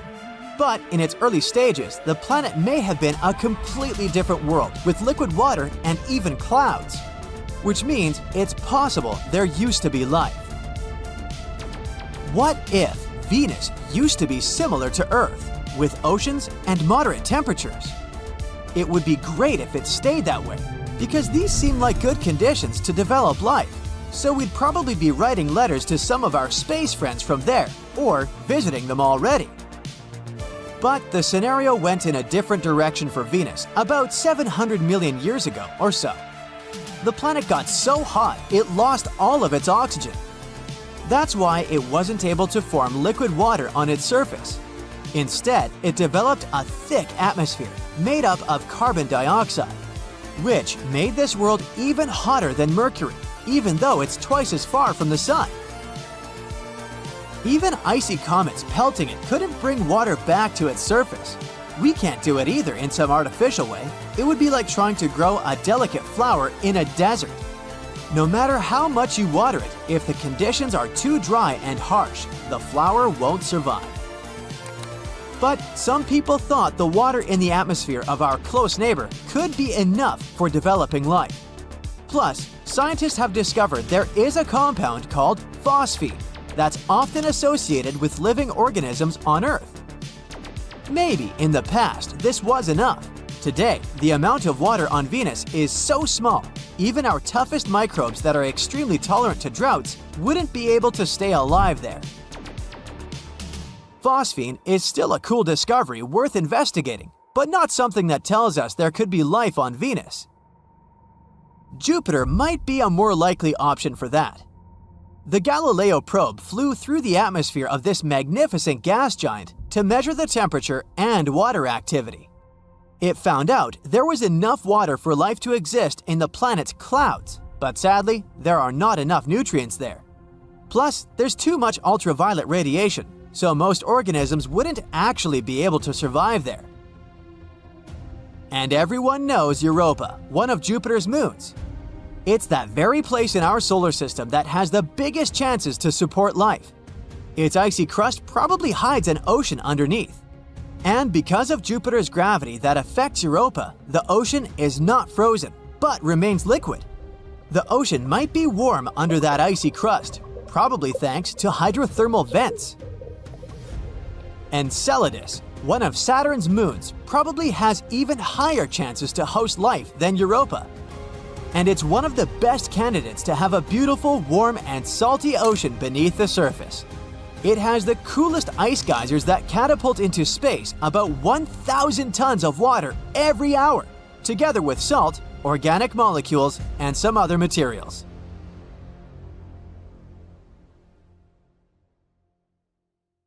It's normal for planets to be a bit tilted on the side. The Earth is tilted at a 23-degree angle. That's why we have seasons. It's summer when the part of the world where you are leans closer to the sun. It works the opposite way too. It's winter when you lean away from it. But Uranus is tilted more than normal. It lies as a 98-degree angle, which has a huge effect on its seasons. Each season on Uranus takes 21 years to play out. Something to think about the next time we complain that winter lasts forever. Now, here on Earth, we measure distances in minutes and hours, maybe even days. It takes 10 minutes to walk to your best friend's house, or 15 minutes to drive to your favorite cafe. But in space, it's different. It's vast, which means we measure how long it takes to get to a certain point in years, or in most cases, light years. So, if you want to walk to the moon one day, that would take you 9 years to span the 239,000 miles. Perhaps you'd like to take a ride to the nearby star, Proxima Centauri. Maybe if you kept the pedal to the metal at a constant speed of 70 miles per hour, you'd get there in about 356 billion hours, or around 40.5 million years. Trust me, after the first 20 million years, you'd be second-guessing yourself as to why go there in the first place. Now, Mars contains the biggest valley, Valles Marineris, we've discovered so far. It's a pretty impressive system of canyons, 2,500 miles long. That's 5 times longer than the Grand Canyon. Researchers first spotted it back in the 1970s. A bank of volcanoes located on the other side of the canyon ridge probably helped form this valley. We haven't discovered a planet completely made of diamonds yet, but on some planets, it actually rains diamonds. On Jupiter and Saturn, gas giants of our solar system, lightning storms turn abundant methane into soot, which we also know as carbon. The soot falls and transforms into graphite. Further graphite transforms into diamonds with a diameter of about 0.4 inches. Now, before you start figuring out how to book a diamond collecting field trip, know that these diamonds don't last. After they enter the planet's core, they melt. Ever notice how when you're stargazing 2 nights in a row in the same time, let's say 9 p.m., the stars stay in the same place, but the moon doesn't? Well, there are 2 reasons for that. First, it depends on what time you go stargazing. For instance, if you go outside at 8 p.m. and tomorrow you look for it at 11 p.m., you'll see the moon in 2 pretty different places. In this case, even the stars take different places in the sky since our planet is spinning. As you know, it takes 24 hours for it to make one full circle. That means, from our point of view, it seems like both the sky and everything up there is just moving around us one time per 24 hours. In the same way, the sun changes its position, rising and setting every day. So, if you went outside 2 nights in a row at the same hour, in most cases, you'll have to wait for an extra half hour or more until the moon gets back to the same position as the night before. The stars are pretty much standing still. It seems like they're moving, but that's because the Earth is spinning. But the moon is actually moving around our planet and goes through different phases. For example, a new moon is when it's completely dark in the sky. A full moon is when its day side is facing the Earth. It takes approximately a month for it to finish one circle around the Earth. Maybe you'd be luckier on a diamond collecting expedition on this next planet, 40 million light-years away from Earth. Scientists used to call it a super-Earth. Now, a super-Earth is generally a planet way bigger than ours. This planet, for example, is double the Earth's size. It's so close to its star that it makes a full circle around it in less than 18 hours, which means a year there is pretty short. Since it's so close to its star, its temperature goes up a whopping 4,900 degrees Fahrenheit. Because of the heat, in combination with the planet's density, scientists have the theory that its core is made of carbon in the form of graphite and diamonds. Over 10 years ago, astronomers discovered a huge water vapor cloud. It was 12 billion light-years from our home planet. That cloud is the biggest source of water we know of. It's also the oldest, dating back to when the universe was only 1.6 billion years old. Now it's 13.8 billion years old. Man, if only I had started a savings account 12 billion years ago. With compound interest, I'd have me quite a pile of cash by now, but I wasn't around then. Anyway, this cloud is so large it holds 140 trillion times the amount of water in all the oceans on our planet. This cloud kind of feeds a black hole. It may also contain enough gases, such as carbon monoxide, to encourage the black hole to grow 6 times bigger than it is at the moment. The average temperature of our planet is about 57 degrees Fahrenheit, and the highest temperature ever measured was 134 degrees. Sound too hot? Well, on Venus, it can go up to 900 degrees, which makes it the hottest planet in our solar system. It's not hot enough to melt steel, though. It would need to be higher by 2,500 degrees to get there. But it's hot enough to melt lead, and it's way too hot to sustain life, at least not in any form that we know. Venus is not even the closest to the Sun, it's Mercury, but it has a super thick atmosphere that traps greenhouse gases. It's like you covering yourself with a pretty thick blanket in the middle of the summer. Now, we're used to seeing volcanoes spewing hot molten lava. After all, that's what they mostly do on Earth. But in space, volcanoes tend to spew methane, water, or ammonia. And these materials freeze as they erupt and eventually transform into frozen vapor and something called volcanic snow. I'm talking about cryovolcanoes here. You can find them on Jupiter's moons Io and Europa, Saturn's moon Titan, and Pluto. These volcanoes are especially active on Io, which has hundreds of vents. NASA vehicles have even captured some of these erupting in real time. Plumes of frozen vapor coming out of them extended for about 250 miles. Hey, by the way, they just discovered another moon around Jupiter that might actually be good for farming someday. It's named EIEIO. Now, what exactly happens to the light after it disappears inside of a black hole? Well, photon is a particle of light. The event horizon is the boundary of a black hole. When something, say a photon, crosses the line and enters those boundaries, it can't escape anymore. But it doesn't mean a black hole destroyed it. It pulls the photon in rapidly towards its center, where an enormous mass is packed into an infinitely small space. But we're not sure what happens to photons in such extreme conditions. It's still one of the biggest mysteries. Does a black hole destroy the light or not? Saturn has 82 moons we know about. 53 confirmed and 29 more that are still on the waiting list to be confirmed as actual moons before they get their official names. And one of the coolest moons might be a 914-mile-wide hunk of rock called Iapetus. It's dark on one side and bright on the other. Its lighter half is 20 times more reflective than the other one. As it turned out, the bright side is ice. The dark side is a bit more complicated. One theory says it's dark because of particles coming from another moon, the one named Phoebe. Another theory says it could be because of heat. Since the moon is rotating really slowly, its dark material is absorbing heat, which makes it even darker. Now, how big do you think a black hole can become? In theory, We can't find an upper limit to its mass, but astronomers believe the ultra-massive black holes, or UMBHs, located in the cores of certain galaxies are mostly up to 10 billion solar masses big.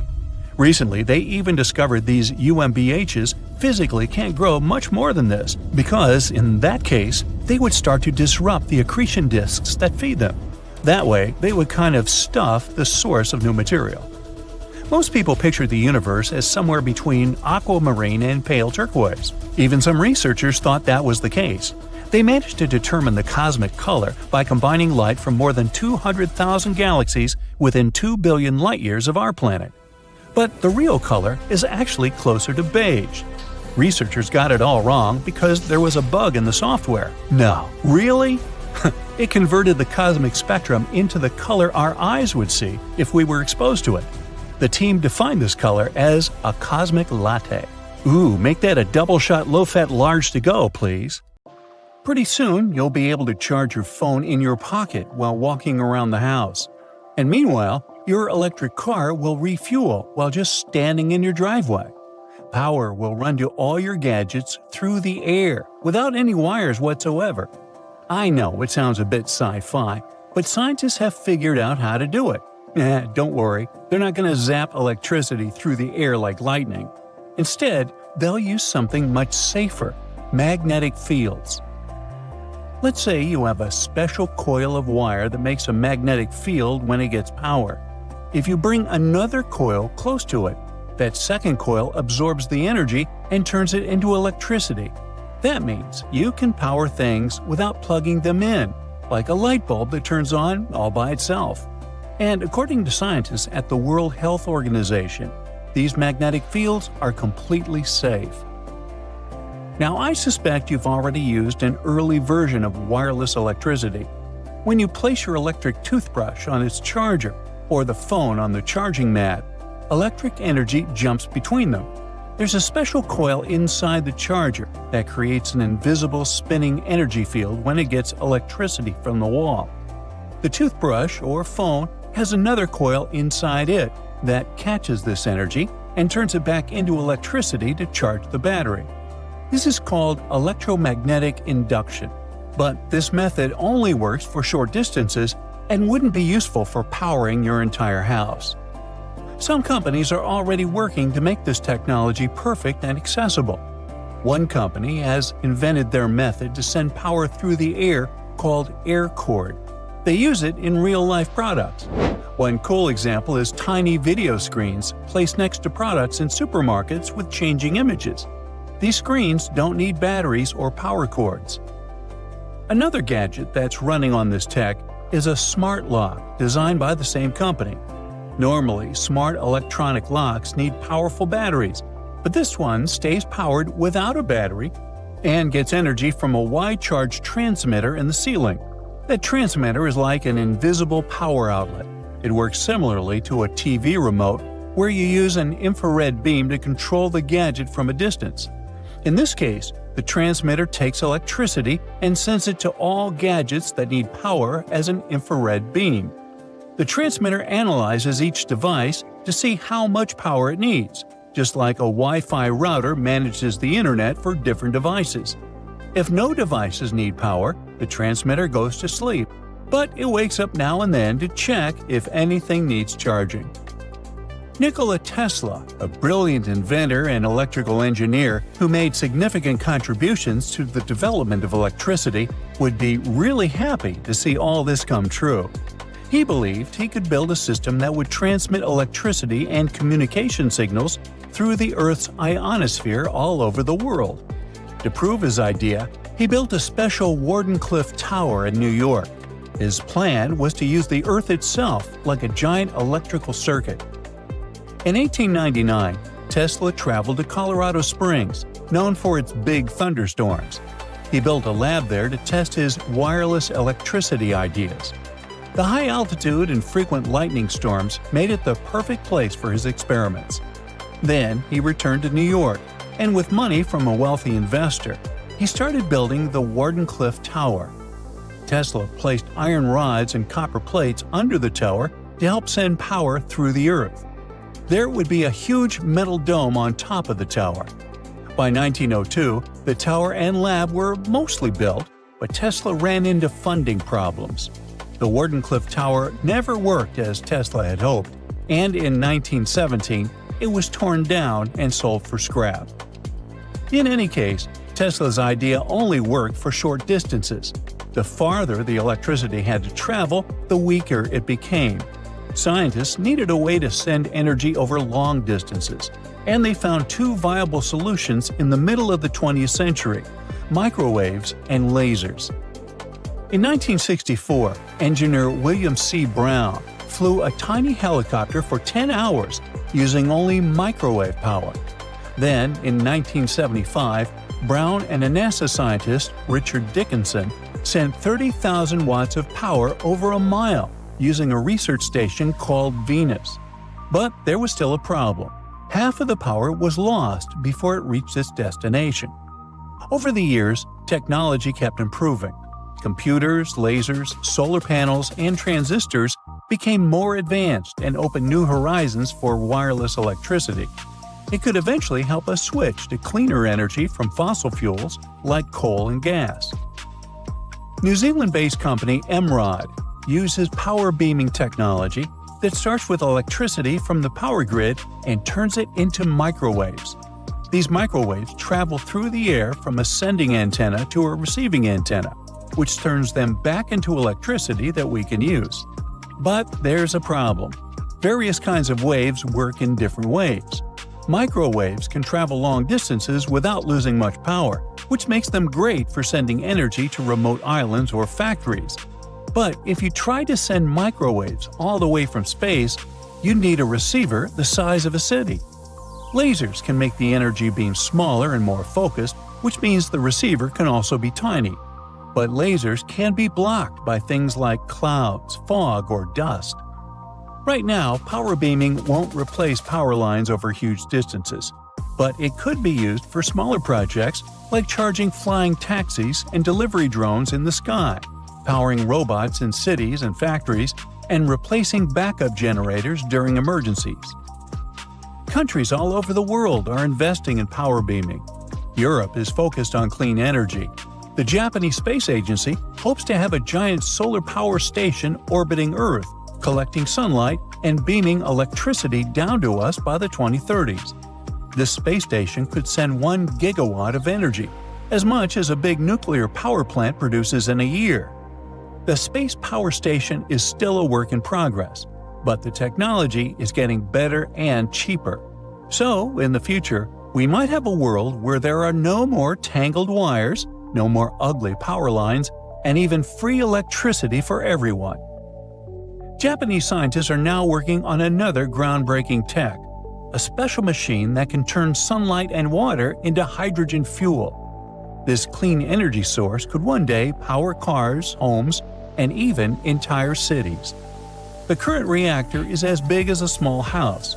It works by using photocatalytic sheets, which act like tiny solar panels that absorb sunlight and trigger a chemical reaction. This process splits water molecules into oxygen and hydrogen.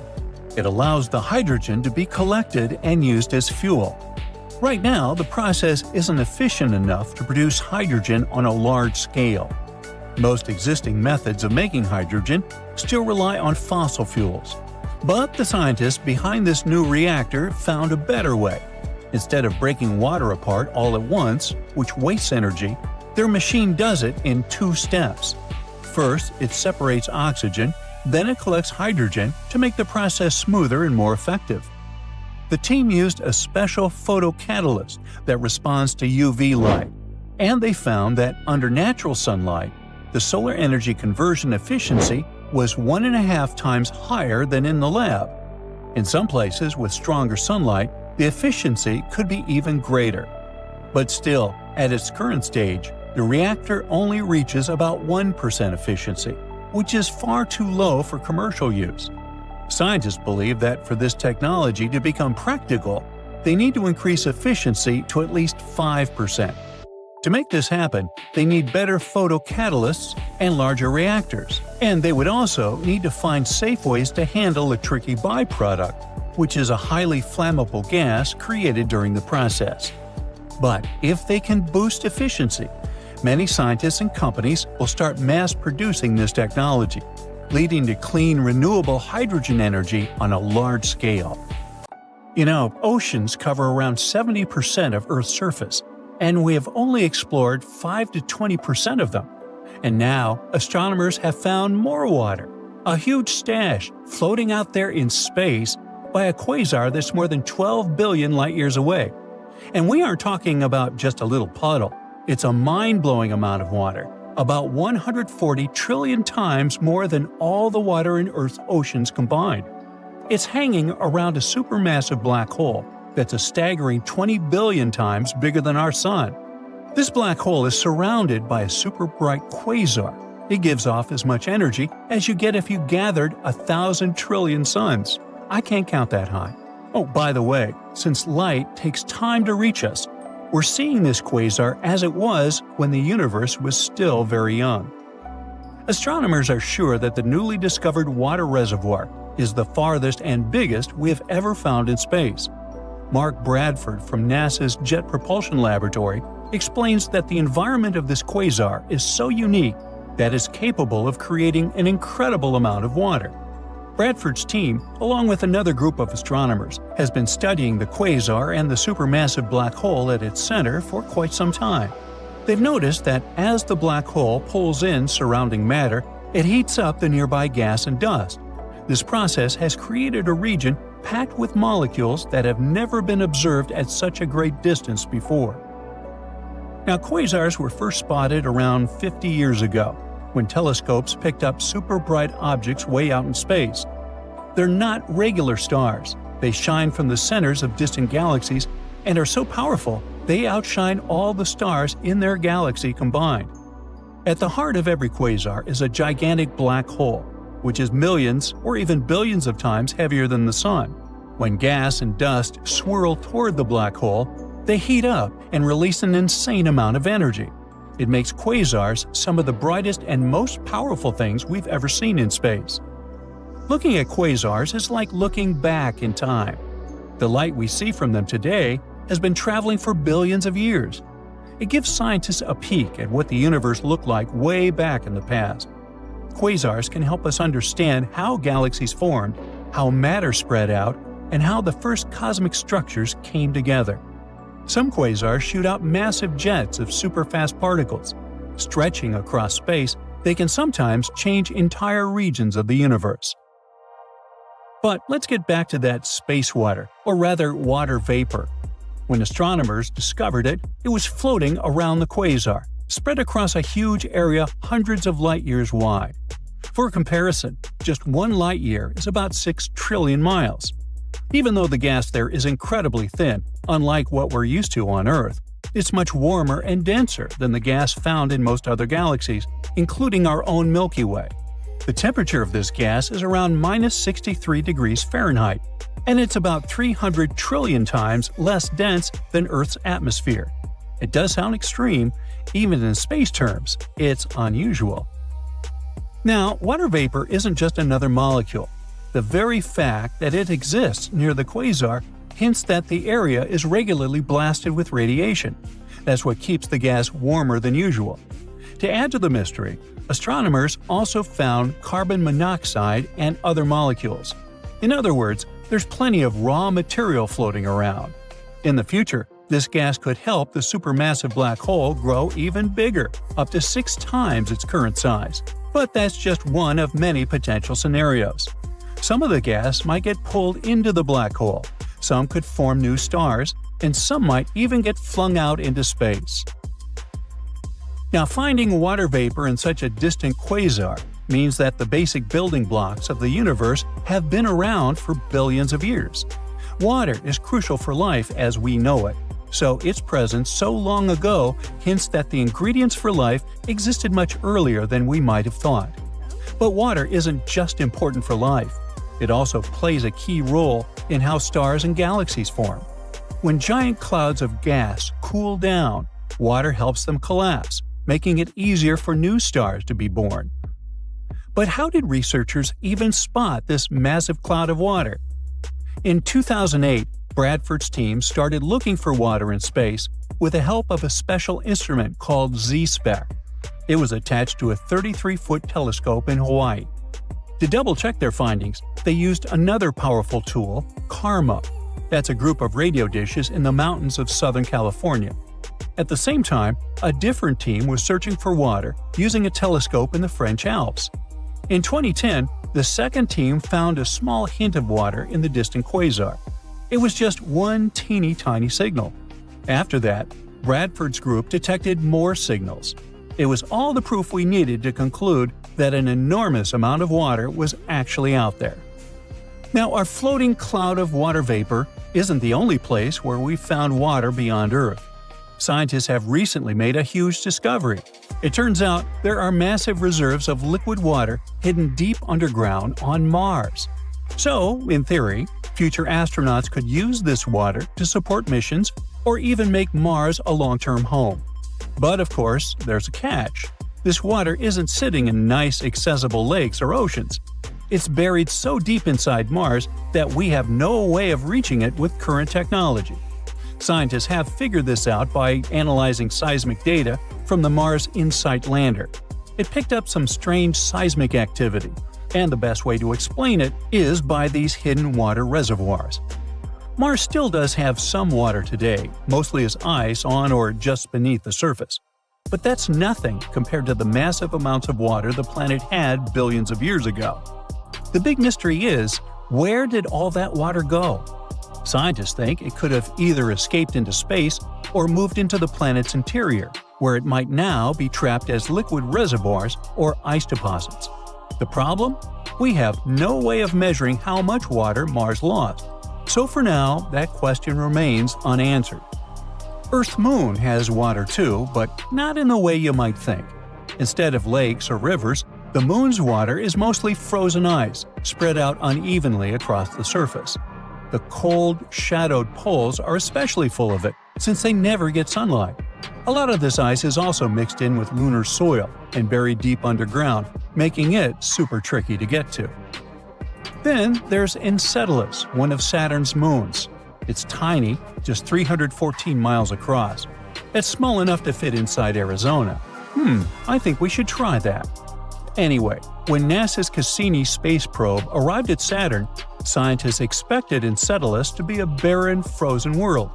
But instead, they saw huge plumes of icy particles and water vapor erupting from geysers near the South Pole. That meant there had to be a massive ocean hiding beneath its icy shell, sandwiched between the moon's rocky core and the frozen surface. The fact that this ocean is active and constantly sending material into space makes Enceladus a top candidate for future exploration. We also have Europa, one of Jupiter's moons, and one of the most promising places to search for alien life. Europa has a gigantic saltwater ocean that could be 40 to 100 miles deep. This means it might hold more water than all of Earth's oceans combined. But there's a big obstacle. This ocean is hidden under a thick ice shell, which scientists think is 10 to 20 miles deep. Europa's ocean stays liquid because of tidal forces from Jupiter's gravity. The planet's massive pull stretches and squeezes the moon, creating friction, which heats up the interior, stopping the ocean from freezing solid. And the most exciting part is that scientists think water plumes might be erupting from cracks in Europa's ice, shooting ocean water into space. Now, if that's true, we could potentially sample the ocean without having to drill through miles of ice. But there are still a lot of unknowns. How big are Europa's water reservoirs? How quickly do they refreeze? And how does the intense temperature and pressure affect the ice? Scientists are eager to figure this out because Europa's ocean is one of the best bets we have for finding extraterrestrial microbes somewhere in our solar system. You're standing next to a huge floor-to-ceiling window of the spaceship/wandering city you've been calling your home for a dozen years, along with a few hundred other people. You're watching a fascinating object nearing your spaceship, wondering if it'll bring an end to this journey and your life. It looks like an asteroid, but acts like a comet, moving as if something is pushing it. Can it be the engine created by another space civilization? Are you doomed, or are you about to have contact with a different kind of intelligence? Now, let's leave this post-apocalyptic fantasy and take a closer look at these space invaders called dark comets. The most intriguing question is obviously, what makes them move? Most likely it's some gas or material escaping from the surface of these space objects. Interestingly, until recently, no one has even been sure they existed. The first dark comet was discovered just a few years ago, and since then, researchers have identified 14 of them, including 7 new ones found just recently. The story of dark comets began in 2016, when scientists noticed something strange about an asteroid called 2003 RM. Its orbit wasn't quite what they expected. It had shifted slightly, and no one could explain that shift by typical asteroid behavior, when they received tiny pushes caused by sunlight heating an asteroid unevenly. Instead, the movement suggested that 2003 RM might have been releasing material, something comets often do. But there was a catch. The thing didn't look like a comet. There was no tail, no visible gas cloud. It was just a tiny dot of light, like a regular asteroid. At first, scientists thought 2003 RM was just a one-off mystery. But in 2017, a telescope spotted another strange object, this one from outside our solar system. It was Oumuamua. It too looked like an asteroid, but had a path that changed as if gas were escaping from it. The similarities between Oumuamua and 2003 RM made researchers think there might be more of such odd objects out there. By 2023, 7 more had been discovered in our solar system.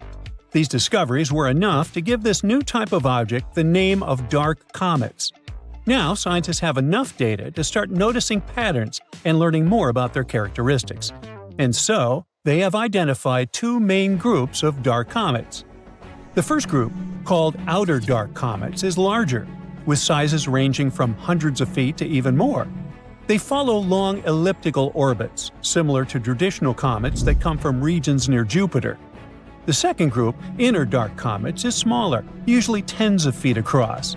These comets move in almost circular orbits and stay closer to the Sun, near planets like Earth, Venus, and Mars. The main question these days is, where do dark comets come from?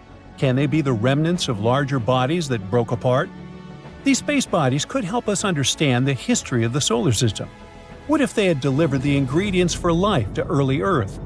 Once we study dark comets better, we might figure out if they contain materials like ice or organic compounds.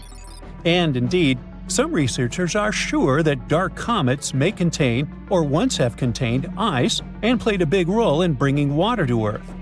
According to a couple of studies, some asteroids in the asteroid belt, a region between Mars and Jupiter filled with rocky debris, might have ice beneath their surfaces, and this ice from the asteroid belt could have traveled into near-Earth space. In other words, it could be a pathway for water to reach our planet. So far, no one is saying that dark comets definitely brought water to Earth, but they might be another mechanism for moving ice from one part of the solar system to another. The study also hints at a connection between dark comets and a group known as Jupiter family comets. These are comets whose orbits are strongly influenced by the gravity of Jupiter, often pulling them inward toward the Sun. This connection makes it even more difficult to understand where dark comets come from and how they behave. Now, let's take a closer look at the differences between asteroids and comets. Traditional asteroids are rocky bodies that orbit relatively close to the Sun, typically within the ice line.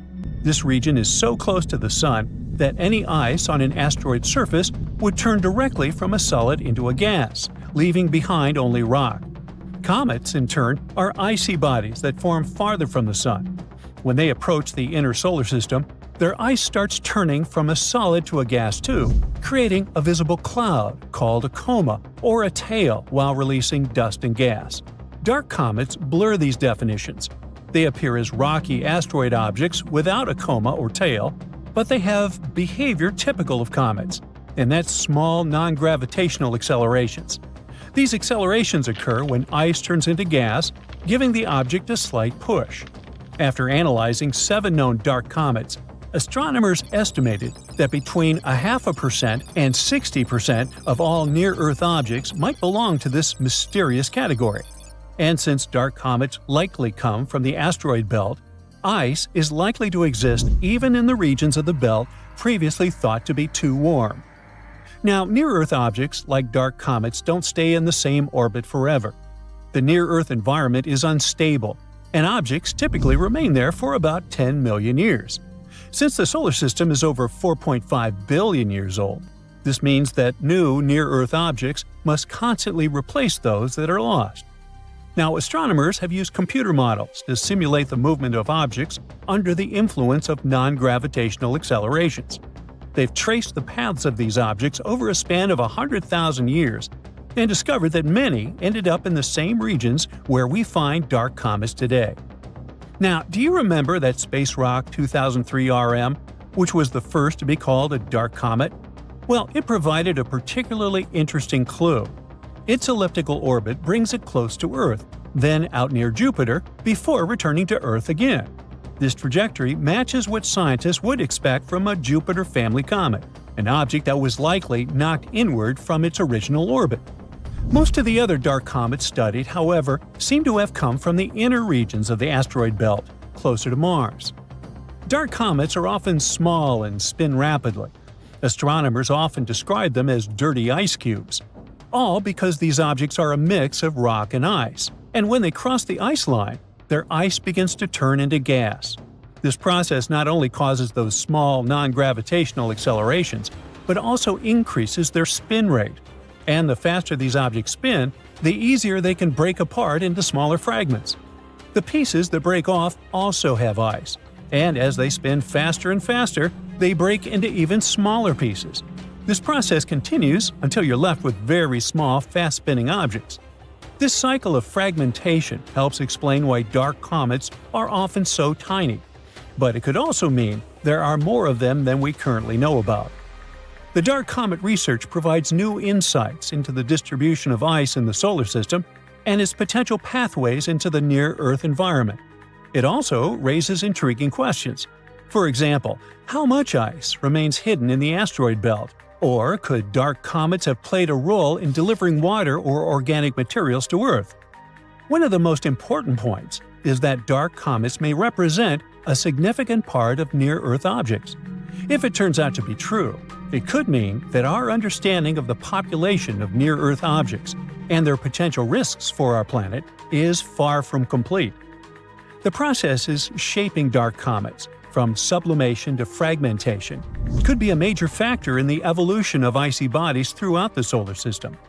Luckily, these days, scientists have an opportunity to combine advanced modeling with observations, which can eventually shed light on that very elusive class of objects that could have clues to the history of water and life on Earth. So, Mars has several faces. No, really. Back in 1976, when the Viking 1 orbiter was checking out the red planet, it spotted something interesting, a big structure that looked like a human face. It was in the region called Cydonia. It soon became very popular. A bit later, we also discovered the so-called crown face in Libya Montes. Mars in general has a lot of strange structures on it. In 2022, we spotted a door-like structure there. NASA's Curiosity rover snapped some pictures of a rocky mound called East Cliffs on Mount Sharp. This mound has natural cracks in it, and one of them is about the size of a dog door, like something from an ancient Egyptian tomb. A lot of people hyped that story up. The image was shared widely on social media, making the crack look bigger than it really is. Some people think that it's hinting at extraterrestrial life. But after looking closely, NASA found out that it was just a narrow crack in the rocky terrain. These cracks and gaps are pretty normal in rocky areas, both on Earth and Mars. The crack formed naturally over time, maybe from wind erosion or Mars quakes. Mars is a gold mine of mysterious structures. Recently, we found some strange spiral shapes there. These are giant coils made of lava, and they look like big springs or loops. For years, we weren't sure whether Martian valleys were formed by lava or ice. These lava coils are shedding light on that mystery. Now, thanks to high-resolution images from NASA's Mars Reconnaissance Orbiter, researchers have spotted 269 lava spirals that can't be explained by ice-related activities. What's fascinating is these lava coils are like the ones we see on Earth, like those formed by Hawaiian lava flows. These spirals are so well preserved that they were easily overlooked before. They range from 16 to almost 100 feet wide and are subtle, blending into the dusty Martian landscape. These coils can teach us a lot about Mars's composition, especially its crust and mantle. We still don't know much about those. But Mars isn't the only planet with strange structures on it. For example, Saturn, the gas giant of our solar system, has a fascinating feature at its north pole, a huge hexagon. This is a hexagon-shaped cloud pattern. It's about 9,000 miles long, making it larger than the diameter of Earth. It's thought to be a jet stream made of gases moving very fast, at about 200 miles per hour. This hexagon was first spotted by the Voyager mission in the 80s, and later seen up close by the Cassini mission in 2006. The Cassini mission noticed a change in its color from blue to golden over time. There are different ideas about why Saturn has this thing. One theory suggests it forms because of the way winds move at different speeds near Saturn's poles. Similar shapes were created in lab experiments when liquids were rotated at different speeds. Another idea suggests that a slow-spinning stream of air, along with Saturn's special weather patterns, might be responsible. In 2020, we found that when storms are surrounded by winds swirling in the opposite direction, they can create a steady hexagon shape. So far, this is the most likely explanation. Saturn also got lucky with the bizarre moons. One of them is called Lapidus. This moon has a weird feature, a huge ridge that wraps around its middle like a giant belt. This basically makes it look like a giant walnut. Where's my nutcracker? This ridge is incredibly tall by our standards, around 8 up to 12 miles high and stretching 124 miles wide. It covers more than 3/4 of the moon's surface and is considered the third largest mountain range in the entire solar system. Now, we don't have a clue about how this enormous ridge formed. It's unlike anything seen on other planets or moons. There's one idea, though. The ridge might be the remnants of a dead moon. Let's say billions of years ago, a colossal impact shattered chunks of material off Lapidus. These pieces circled around the moon, forming a mini-moon or sub-satellite. And over time, the gravitational pull of Lapidus tore this mini-moon apart, creating a ring of debris around it. As the debris from this ring fell back onto Lapidus, it built up the massive ridge we see today. They think this process happened quickly, maybe over centuries. Saturn's gravity didn't interfere because, luckily, Lapidus was quite far away from it. If Lapidus was closer to Saturn, its moon might have been pulled away. But we do need more simulations to see if this theory is true. Titan, another one of Saturn's moons, also has some weird stuff going on in its methane seas. Scientists have spotted these strange bright spots called magic islands that seem to pop up and disappear over time. We have no idea what they are. Titan's atmosphere is packed with complex organic molecules that clump together and fall to its surface like snow. These magic islands might be snow clumps that soak up methane and sink very slowly. But there's a problem. In water, molecules stick together, which is why stuff can float on top of it. But methane is different. It likes to grab onto other molecules, so it makes any solid thing sink immediately. Yet, these magic islands don't sink. There's a theory that these islands might be like sponges made of ice with lots of holes. When pieces of this holy ice come loose from the edge of the lake, they can float on Titan's seas for a bit before going down under. There are also other ideas, like bubbles of nitrogen gas or waves caused by wind. We need more research to know for sure. Moons like to be weird. Just look at our own one. In 1971, we found a patch with missing soil on our moon, and it looks like a blue lake. They call this mysterious spot Ina. We first spotted it during the Apollo 15 mission in 1971. Later, the Apollo 17 mission took clearer pictures of it. This spot, shaped like a bluish D letter, is one of the weirdest things on the moon. The color comes from special rocks rich in titanium called basalts. These rocks cover Ina's floor and make it look blue. There are also bluish areas near the edges of the mounds inside Ina. Ina is unique and probably has a long history.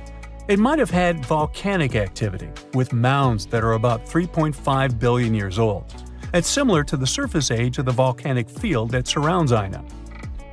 Now, our moon has its own face, just like those on Mars. There's an area near the moon's south pole that looks like a face, but it's just a bunch of craters and shadows that happen to make an image resembling a face when seen from far away. These craters have been there for billions of years and cover about 16% of the moon's surface. Some of these craters might even have water and ice inside of them. You might be wondering why there are so many faces in our solar system. Well, that's because our brains are wired to recognize faces, even when there aren't any. It's a phenomenon called pareidolia. Our brains try to make sense of shapes, so when we see something that looks a bit like a human, our brain turns it into one because it's familiar. Like when you see a shadow figure on a chair with clothes, or even on Mercury. Some people see shapes like Mickey Mouse. So don't worry, it's not extraterrestrial life. It's our brains that play tricks on us, making us see familiar shapes like faces even where they don't really exist. Voyager 1, which has been traveling through interstellar space for more than 45 years and is trailing a long gray beard by this time, not really, it suddenly began to send strange signals to Earth. Even more bizarre, there are no signs that the probe has broken or anything. Scientists from NASA are desperately trying to find the reason. So, what's happened exactly? First of all, let me tell you a bit more about Voyager 1 and its long journey. Voyager 1 is an American space probe.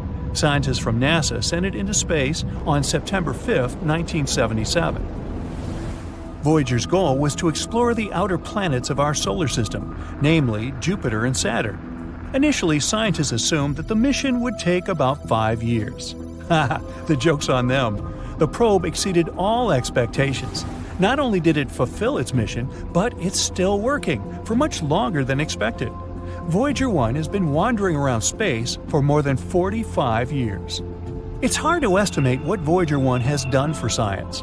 Firstly, it successfully sent a lot of photos of Jupiter and Saturn to Earth. By the way, you can even check out these photos yourself. All of them are published on the NASA website.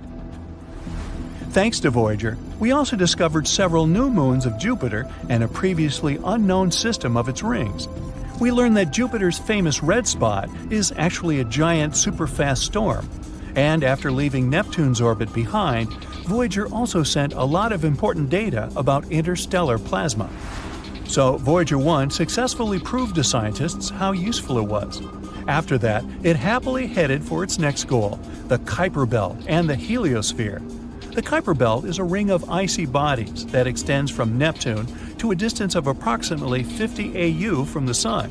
It's kind of similar to the asteroid belt, but about 20 times wider and 100 times heavier. And the heliosphere is an area around the Sun where the pressure of the solar wind is balanced with the pressure of interstellar gas. Yeah, I know, it sounds like some hard scientific stuff. Just keep in mind that this data really helps us understand the universe as a whole. So, this is Voyager's last task, to tell us more about interstellar space. The probe has already sent us more than 60 frames for a mosaic of the solar system from a distance of over 4 billion miles from Earth. Scientists used these frames to make a big colored picture. The photo was called the pale blue dot, and you've probably already guessed what that dot is. Yep, that's what our Earth looks like through Voyager's eyes. This photo clearly shows how tiny we really are, and how precious and fragile our planet is. But Voyager 1 also has another, even more important mission, to tell other civilizations about us humans. You might have heard about the famous Voyager Golden Records. People created many audio and video files and added them to these records. There are a few sections. The first one contains hello in 55 languages, including ancient and extinct ones. Almost 80% of the recordings are different musical pieces, like Bach, Beethoven, Mozart, and Stravinsky, folk music from different countries and ages, and a bit of the blues, like famous songs by Louis Armstrong and Chuck Berry. The remaining 20% of the recordings contain different human voices, sounds of nature and animals, as well as 116 images encoded as audio signals. There's also recordings of speeches by Kurt Waldheim, a former UN Secretary General, and Jimmy Carter, a former US President. These are just some friendly messages. In addition to the records, scientists also packed a needle for playing them. Don't worry, they also left a simple drawing that showed how to use all this stuff and how to translate the sounds into pictures. They added Earth's coordinates, which they created using a pulsar map. It shows the position of the Sun in the Milky Way. The record was packed in an aluminum case and covered with gold to protect it against radiation and cosmic dust. Carrying this record, Voyager 1 set off on its long journey, and it has already traveled quite a distance, I'd say. Right now, Voyager 1 is 154 astronomical units away from us. That's about 14.5 billion miles. This makes it the most remote human-made object. Initially, this title belonged to the Pioneer 10 mission, but Voyager overtook it in 1998. What a bargain for NASA! It's way beyond its best-by date.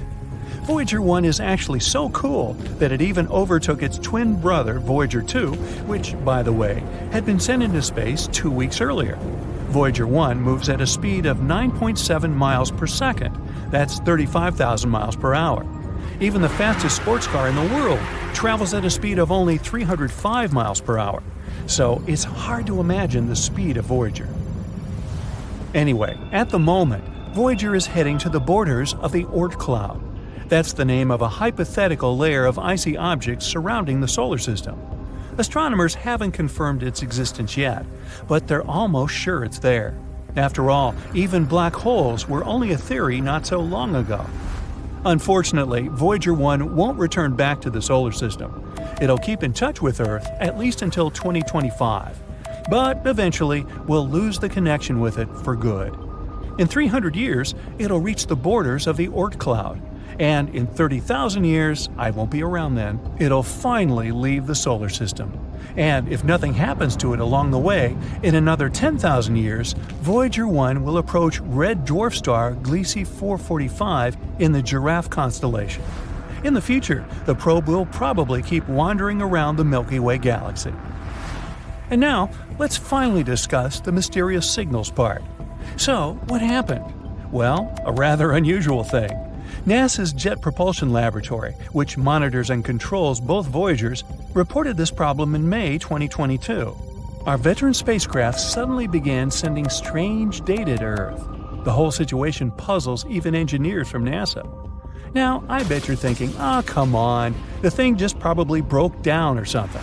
But the truth is that Voyager 1 is totally fine.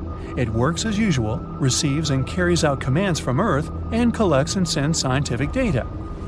But the readings of the AACS, which stands for Attitude and Articulation Control Subsystem, don't show what is actually happening to Voyager anymore. This system supports the orientation of the probe in space and helps it keep in touch with Earth. So, basically, the signals mean that the probe's orientation in space is messed up. But scientists claim this is not the case. They know that the source of the antenna signal remains in the same position relative to Earth as planned. The problem hasn't triggered any of the onboard fall protection systems. The probe hasn't even entered safe mode. So, what in the world, or universe, is going on? Suzanne Dodd, the head of the project, says that the problem is not actually that unexpected. After all, Voyager 1 is already 45 years old. The expert admits that what's happening to the probe remains a mystery to them. They don't know exactly where the incorrect data is coming from, and it's unclear how this will affect the operation of Voyager. She adds, though, that it's not that surprising, considering that the probe is in interstellar space. There's a very high level of radiation there. No spacecraft has ever reached that point before. Scientists from NASA say they'll keep closely monitoring the data coming from Voyager 1 until they figure out the problem. If they find it, the management team will try to fix it. Otherwise, the team will have to adapt to the new conditions. It might not be enough just to understand the problem, though. It takes as much as 20 hours and 33 minutes to receive the signal from Voyager, and it takes the same amount of time to respond to it. Well, at least the second spacecraft, Voyager 2, is totally fine, even though it's also currently in interstellar space at a distance of 12 billion miles from Earth.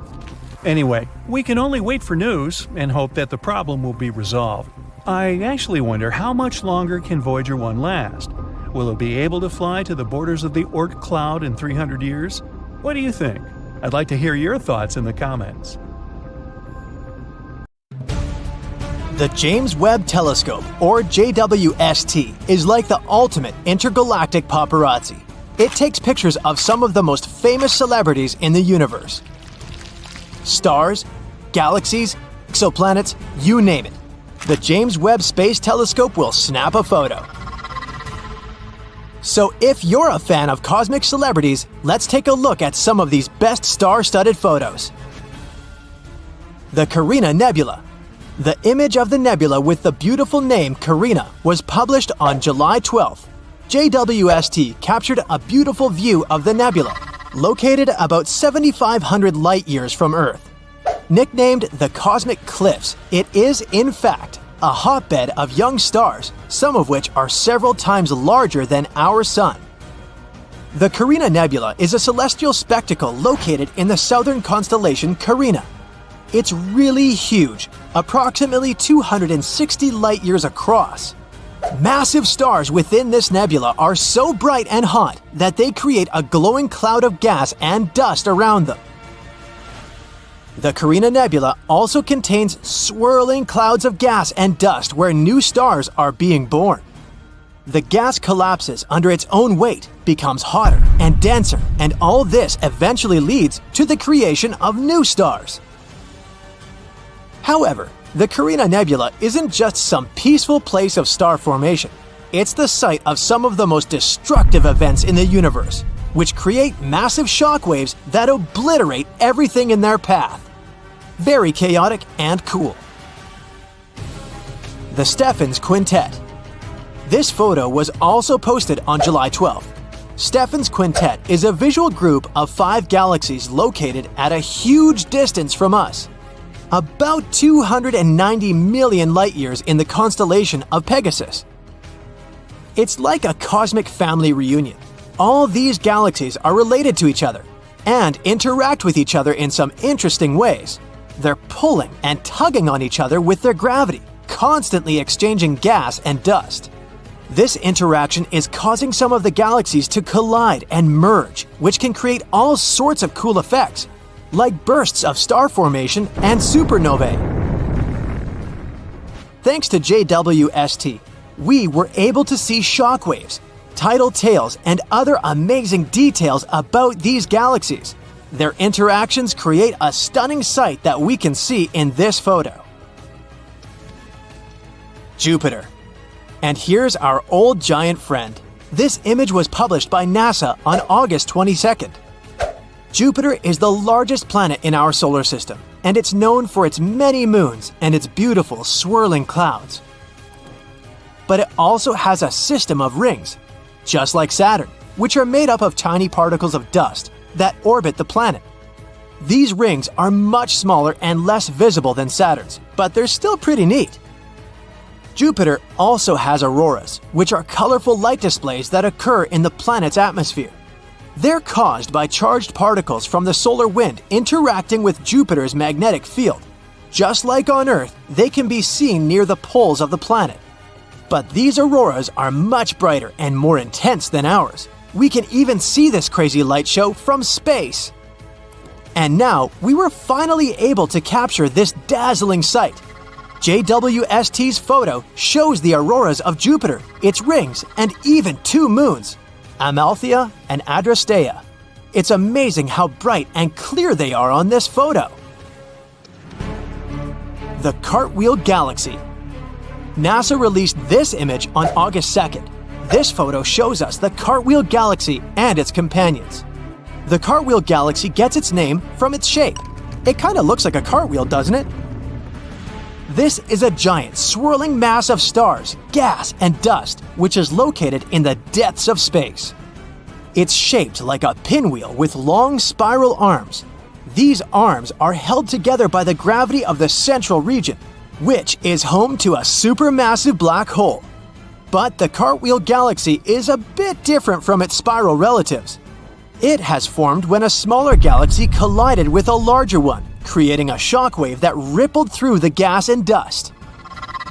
We'll definitely have to visit this galaxy someday. It's sure to be a wild ride. spiral galaxy M74. And here comes another spiral galaxy. NASA released this image on July 22nd. JWST had to peer through thick layers of dust and gas to see this beautiful star cluster. M74 belongs to a special class of spiral galaxies known as the Grand Design Galaxy. This means that its spiral arms are noticeable and clearly outlined. All sorts of amazing things are happening inside of spiral galaxies.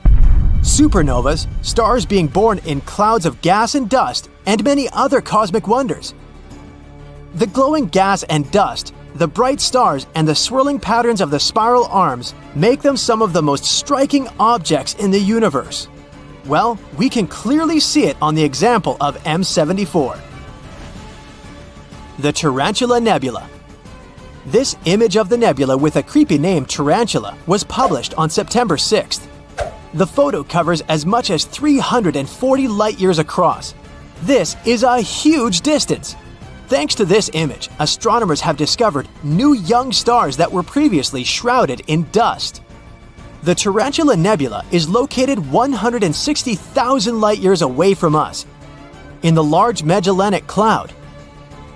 It's the largest and brightest star-forming region in the local group, the galaxy's nearest our Milky Way. It's named after its shape, which looks like a bit like the legs of a big tarantula. It's a vast region of space, about 1,000 light-years across, and it's home to some of the most massive and luminous stars in the universe. One of the reasons why the Tarantula Nebula is interesting to scientists is its composition.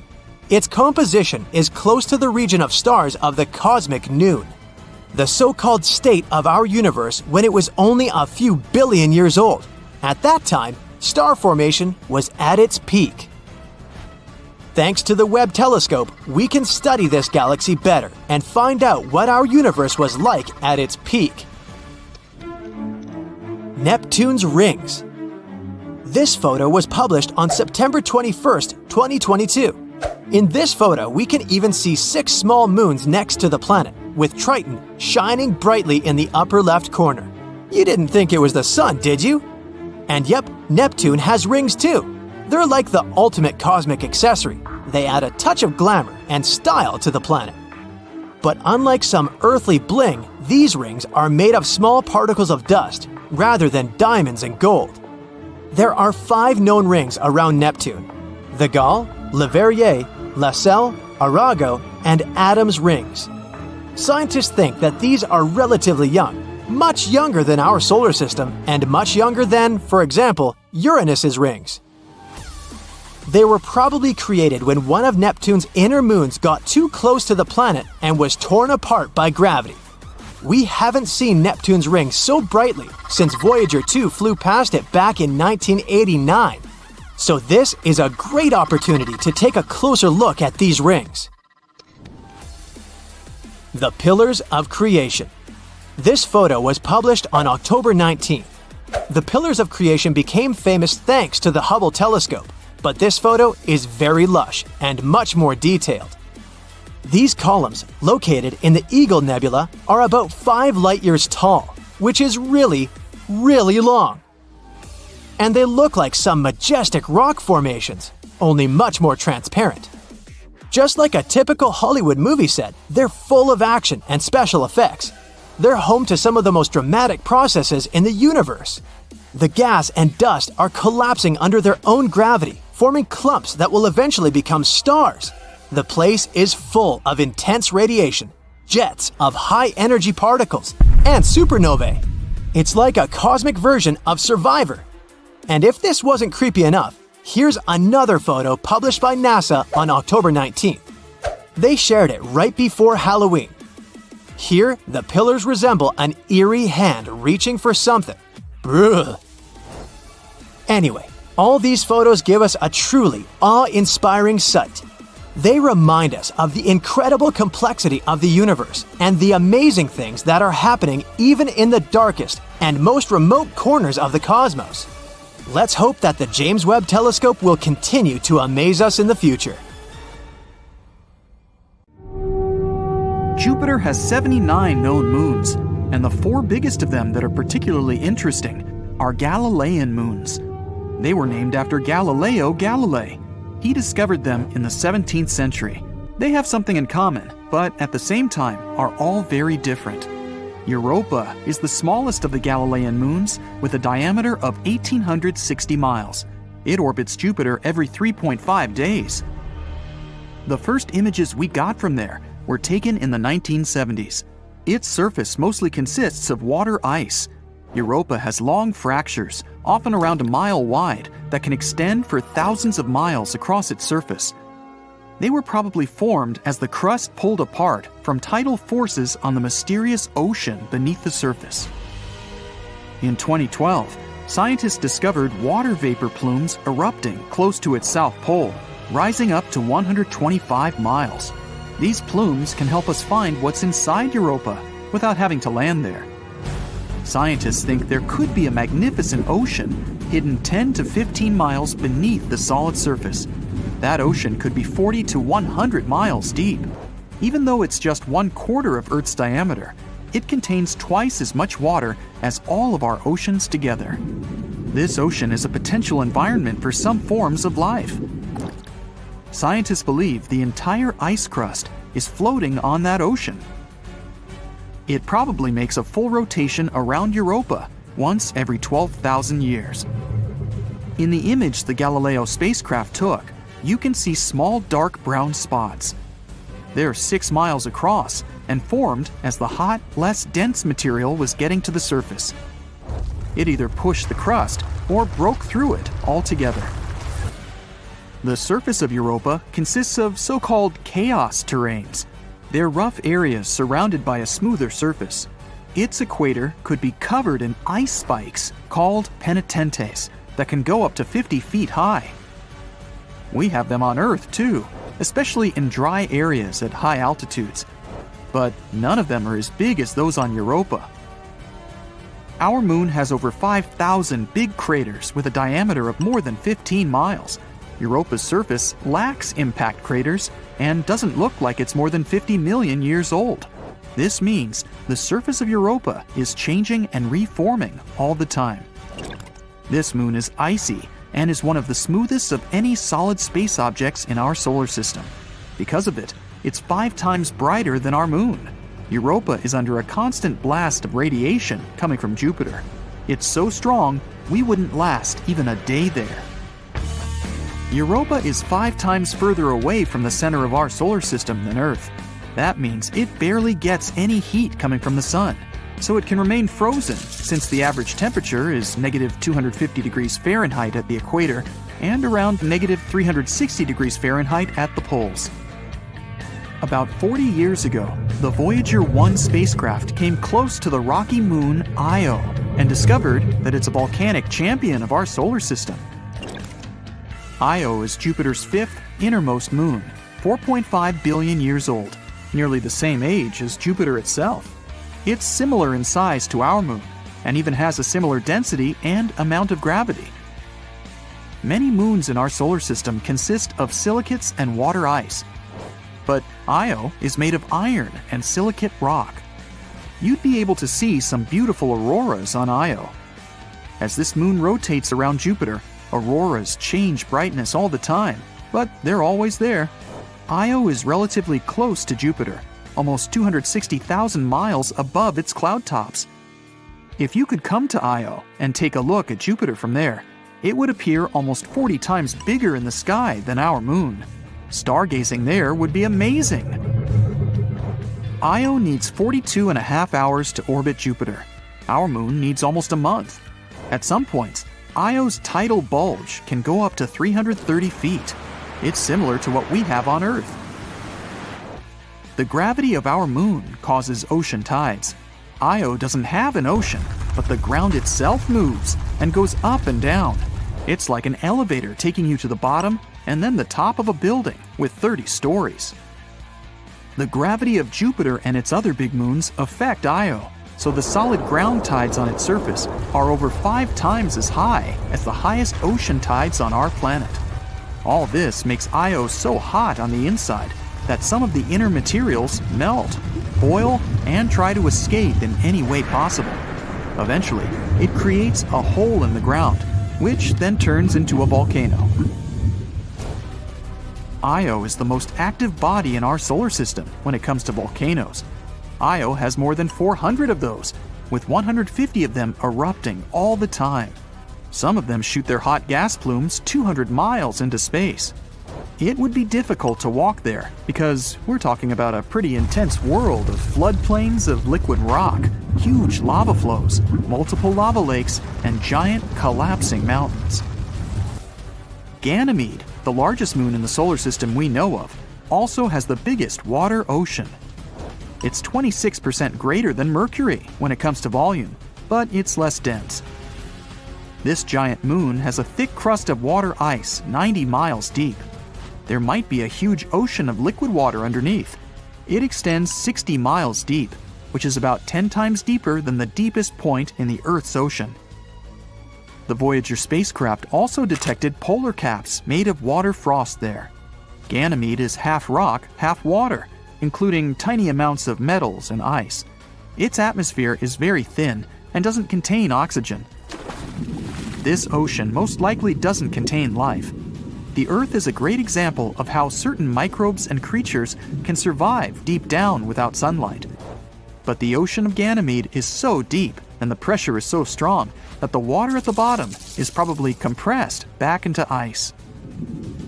Certain forms of life in the deepest areas of our ocean survive thanks to geothermal vents that eject minerals. Since there's likely thick ice between the ocean and the core, this isn't the case with Ganymede.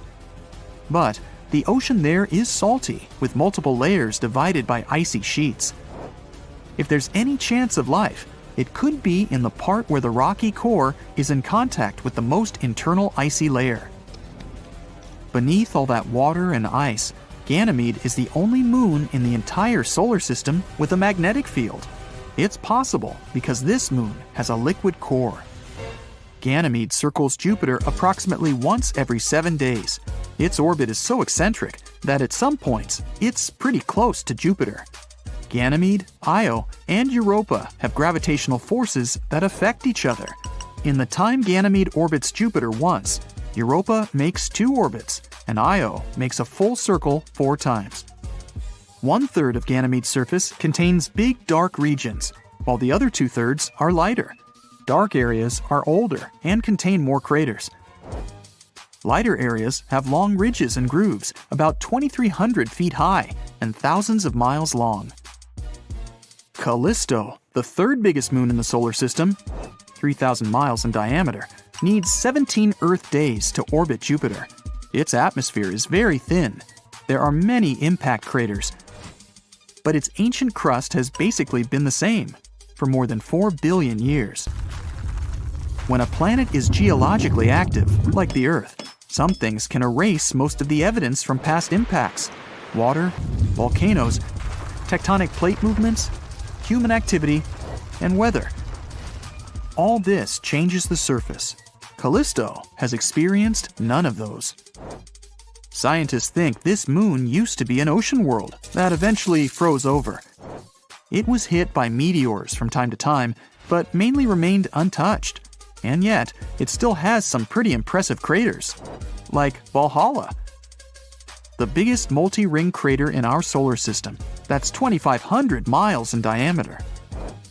Major craters on Callisto contain more rings than those on other celestial bodies. Whatever hit the moon was big enough to have punctured the thin crust, causing water to spread on the surface. And under this thin crust, there could be either salty ocean or soft ice. The Galileo space probe detected that Jupiter's magnetic field couldn't penetrate through this moon, likely because of a layer at least 6 miles thick. That's why it's hard to explore Callisto. Moons like Europa have vents that eject water from the subsurface oceans. But to explore Callisto and discover more about its past, we'd have to use the old-school way, digging through the crust.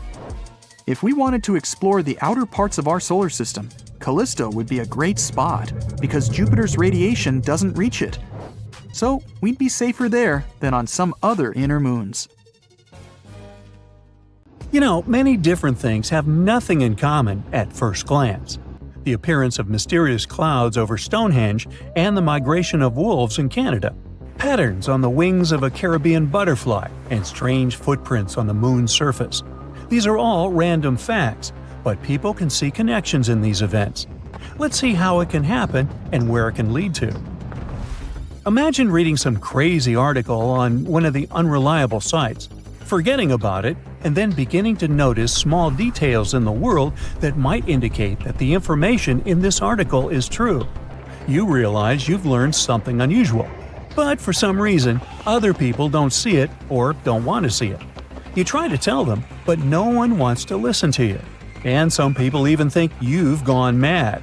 Let's stop for a moment and see what kind of article you've read. So, in 2017, one not-so-truthful site published a story about a ship from another planet called Black Knight that had been spying on people for 12,000 years. But not long ago, agents from a secret organization managed to destroy it. Sounds like absolute nonsense or a plot for a cheap sci-fi movie. Of course, you don't believe it. But a few years later, you find a story about Nikola Tesla. Let's fast forward to 1899. The famous scientist was sitting in his laboratory in Colorado Springs conducting radio experiments. Suddenly, his receiver caught a strange radio signal. Then, after a while, another one. The signals came in with the same time interval, as if someone wanted to send a message. Nikola Tesla realized it could be something from extraterrestrial civilizations that were trying to start a dialogue with people using the most universal language, math. He also reported about this event in a magazine at the beginning of the 20th century and added that he hadn't deciphered the message. Okay, now let's forget about it and see what happened next. In 1927, an engineer from Oslo, who was fond of radio devices, was sending signals into open space. He was surprised when, sometime later, the same signals began to return to his receiver. It was as if the signals bounced off something big and echoed back, or something received these messages and then sent them back to the sender to make an acquaintance. The man quickly reported his discovery to scientific journals, and perhaps someone connected this event with Nikola Tesla's words about strange signals from space. All this were just prerequisites for the Black Knight. But the most exciting events started decades later. In the 60s, Time magazine published an article that said that the U.S. had discovered a satellite orbiting Earth and using unknown technology. A couple of years later, Project Mercury astronaut Gordon Cooper reported that he had seen a strange object during his spaceflight. But the Black Knight became really famous only in the late 90s, when NASA published a series of images of a mysterious object. During the first flight to the ISS, astronauts noted weirdly shaped somethings and took several pictures. Then someone gathered all the facts, collected all the information about the black satellite, and discovered that it had been flying around our planet for more than 10,000 years. How did they figure it out? People managed to calculate the age of those radio signals that Tesla and the engineer had received. If this is true, the Black Knight appeared much earlier than the Sumerians in ancient Egypt. What if this satellite helped build pyramids and majestic temples? What if it had been watching over our development all this time and transmitting this information to another planet? What if mysterious images ancient people drew depicted the satellite? People began to suspect NASA and other space agencies of hiding information about the black object to prevent panic. And now, after having received all the data about the mysterious satellite, you might begin to suspect that the bizarre article may actually be true. This news is so improbable and ridiculous that no one will believe it. If you want to hide something, hide it in plain sight. And so, together with other enthusiasts, you start hunting for any information about the mysterious ship. You create forums, post photos of unknown objects, and become obsessed with this topic. You really believe in the reality of the Black Knight. Moreover, you don't want to question its existence. And people reading your articles do the same. Congratulations! You have become an ideal candidate for creating fake news in the yellow press. Such myths and urban legends seem attractive, The human brain feels pleasure when it finds fake secret information. The feeling of mystery, adrenaline, and shock can cause psychological addiction. That's why the stories about the Black Knight are still alive. Mysterious facts seem logical, and people stop seeing information that refutes their theories. The case of the Black Knight is no exception. The fans of this black object believe that Nikola Tesla received signals from some space civilization. But for some reason, they don't attach importance to scientific articles, which say that such radio signals could be sent by giant space objects like pulsars. A pulsar is a rotating neutron star emitting powerful electromagnetic radiation. Such radiation is often found in space. These radio waves don't imply the presence of a mind and a sender. The cosmos is full of such signals. The technology for detecting such objects were created in the 60s. Or maybe Tesla's device caught a signal coming from our planet. Besides, the scientists didn't say anything about the Black Knight. So why did people connect these two events? That story with the Norwegian engineer is still unexplained. Yes, his signals returned as an echo, but this had nothing to do with the flying object in question either. You might as well say that the satellite somehow influenced the Titanic. There's no logic in such assumptions. Strangely, no one connected the Black Knight with the Yeti or the Kraken. Now, let's return to that Times article about a strange object flying around Earth. It also stated it was a fragment of an American reconnaissance satellite. But fans of myths and legends apparently didn't notice this explanation. As for astronaut Cooper, who is said to spot some object during his mission, he actually saw nothing. He even showed a transcript with no reports about the black satellite. However, some believers in other civilizations keep silent about this fact. So, the main proof of the Black Knight's existence is the photos taken during the first flight to the ISS. The astronauts noticed this strange object and took pictures, but it wasn't a surprise for them because some part of the ship broke away during some work they did outside. It was a piece of thermal coating. The astronauts sent the photo to NASA, and the space agency assigned it a personal number, as it does with all such objects. A few days later, the Black Knight fell out of orbit and burned up in Earth's atmosphere. Almost all this information was recorded in official protocols. One of NASA's engineers, who knew the photographer of the black satellite, explained that those famous photos depicted an ordinary piece of the ship. There was nothing fantastic about it. But the fans of extraterrestrial rockets must have missed all this information. All these myths have long been debunked, and all the false facts have been refuted. But the Black Knight continues to live in many people's minds and on the pages of the Yellow Press. It has become a link between many reports of strange flying objects. Over the years, hundreds of stories have appeared about secret laboratories with extraterrestrial technologies, about NASA hiding secrets, and about creatures from other planets. And many people connected these myths with the black satellite. It has stopped being a real physical object. Now it's a cultural phenomenon. Remember how the main symbol of extraterrestrial civilizations was a flying saucer? It's not trending anymore. Today, the symbol is a black, weirdly shaped stone. Don't be fooled.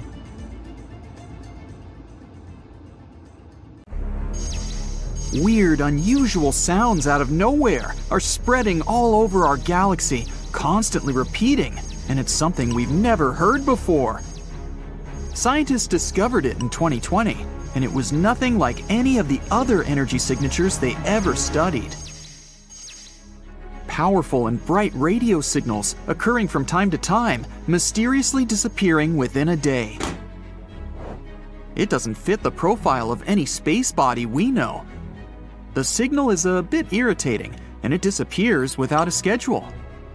When scientists tried to match the signal with some other telescopes, it was gone. Low-mass stars sometimes flare up with radio energy, but not here, since they mostly have X-ray counterparts. Very dense collapsed stars, like pulsars and magnetars, are also not a choice. The closest solution they got is a mysterious class of objects we know as the Galactic Center Radio Source, GCRT. It's a radio source that brightens and rapidly glows. It decays near the center of our galaxy. and could help us unravel the mysteries of the universe. If you had a flying car that could go up at a speed of 60 miles per hour, you'd only need 1 hour to get into space. The moon is a little bit farther, 250,000 miles, which is about 10 times the circumference of our planet. That means a moon trip would be like taking a tour around the globe and doing it 10 times straight, which would take less than 6 months. A trip to Pluto would take over 800 years. Proxima b is the closest Earth-like neighbor we have. It's a small rocky world that orbits the closest stellar neighbor of our Sun. It orbits the star's habitable zone, an area that's far enough from any star to have moderate conditions, not too cold and not too hot for liquid water to at least hypothetically exist. If you tried to travel to Proxima b at a speed of 25,000 miles per hour, which is the speed of the Apollo moon rockets, it would take you over 112,000 years to get there. You might not be able to breathe there. No one knows if Proxima b has an atmosphere. Humans explore the universe all the time, but we can only see around 5% of the matter up there. And Albert Einstein was the first one that realized the empty space is not really nothing. The rest we can't see is actually made up of invisible matter, also known as dark matter. It's about 27%, combined with something called dark energy, which is 68%. If you try to pour water into space, of course, outside of a spacecraft, it would immediately boil away or vaporize. That's because there's no air or air pressure in space. As air pressure lowers, the temperature you'd usually need to boil water at also gets lower. Keeping that in mind, water boils way faster on a mountaintop than, for example, at sea level. There's no air pressure in space, so water could boil at a very low temperature. Scientists believe that there are at least a couple of billion galaxies out there. We don't know the real number, and probably never will, but they tried to calculate it by counting how many galaxies we can see in a pretty small and restricted area of the sky. It may seem as if the universe was filled with stars and a couple of planets here and there, but our home galaxy has at least 100 billion planets. If you fill a balloon with helium and release it, you'll notice it floats very high. It'll go up into the atmosphere, but it won't go into outer space. The higher you go, the thinner the air in our atmosphere gets. Your balloon will rise up until the point where the atmosphere surrounding it has the same weight as the helium inside it. That will happen at approximately a height of 20 miles above the surface, so this is as far as a helium balloon can rise. We don't really know how big the universe is. We can't see its edges, nor do we know if it even has an edge. We use technology to see out to a distance of around 14 billion light-years from our planet. This means we can see around 28 billion light-years in diameter across, starting with the outermost layer of our atmosphere that ends at around 600 miles above our planet's surface. Although the size of the universe is constantly changing and gets bigger through time. Mercury is closest to the Sun, so most people think it's the hottest planet too. Still, Venus is the hottest planet. It's the second planet away from our central star, around 30 million miles farther from the Sun compared to Mercury. Mercury doesn't have an atmosphere, which is like some sort of a warming blanket that helps maintain the heat coming from the Sun. Venus has an unexpectedly thick atmosphere, around 100 times thicker than the one we have. Its atmosphere doesn't let the heat out, it just keeps it and constantly makes Venus hotter and hotter. Also, it mostly consists of carbon dioxide that freely lets solar energy in. But it's less transparent to lose long wavelength radiations that the warm, heated surface emits. The average temperature there is around 875 degrees Fahrenheit, which is hot enough to melt tin. The maximum temperature on its neighbor, Mercury, is 800 degrees Fahrenheit. In maybe 2 or more billion years, it will be way too hot for life to exist on our precious planet. As the hundreds of millions of years go by, our sun will keep getting hotter and brighter. Eventually, temperatures will be so high, our beautiful oceans will be wiped away. Since they produce 70% of the oxygen we need to survive, there'll be no life without them. All of this means that our planet will simply become a vast desert, something like Mars is today. Pluto, a very distant used-to-be planet, now dwarf planet, is actually smaller in diameter than the entire US. The biggest distance there, from Maine to Northern California, is approximately 2,900 miles, while Pluto is only 1,473 miles across. Pluto is very far, but the edge of our solar system is 1,000 times farther away than this dwarf planet. But astronomers found many space objects orbiting our Sun way farther than Pluto, such as Kuiper Belt objects and trans-Neptunian objects. There's also an Oort comet cloud that goes half a light year from Pluto, also 1,000 times farther. A neutron star is really heavy. Just a teaspoon filled with it would weigh 6 billion tons. Neutron stars are something that remain from huge stars that have run out of fuel. The fading star explodes, and its core falls apart, but due to gravity, it forms an extremely dense neutron star. These stars typically have a mass of up to 3 suns, but the radius there is around 6 miles, because this is one of the densest things in our universe, at least that we know about. The universe has a color, and it averages to be some kind of beige, or as they call it, cosmic latte. It also has its own smell that reminds you of seared steak or hot metal. At least, that's something astronauts floating in space have said. If you want to build a spacesuit, get ready to work really hard. It takes 5,000 hours to make it and will cost you $1 million. A really good one will have 11 layers of material and weighs about 110 pounds, and it needs to be comfortable. You'll need more space in there because you grow up to 2 inches when in space. When you're floating around in space, Earth's gravity doesn't have any impact on you. That's why the vertebrae in your spine might expand and relax a little bit, which means you'll be maybe 3% taller. For 6 feet, it's about 2 extra inches. Oh, don't worry, it's not permanent. As soon as you go down to Earth, you'll shrink back down to your normal size within a couple of months. Space isn't the best option if you want to have a conversation with your friend, because up there, sound doesn't travel at all.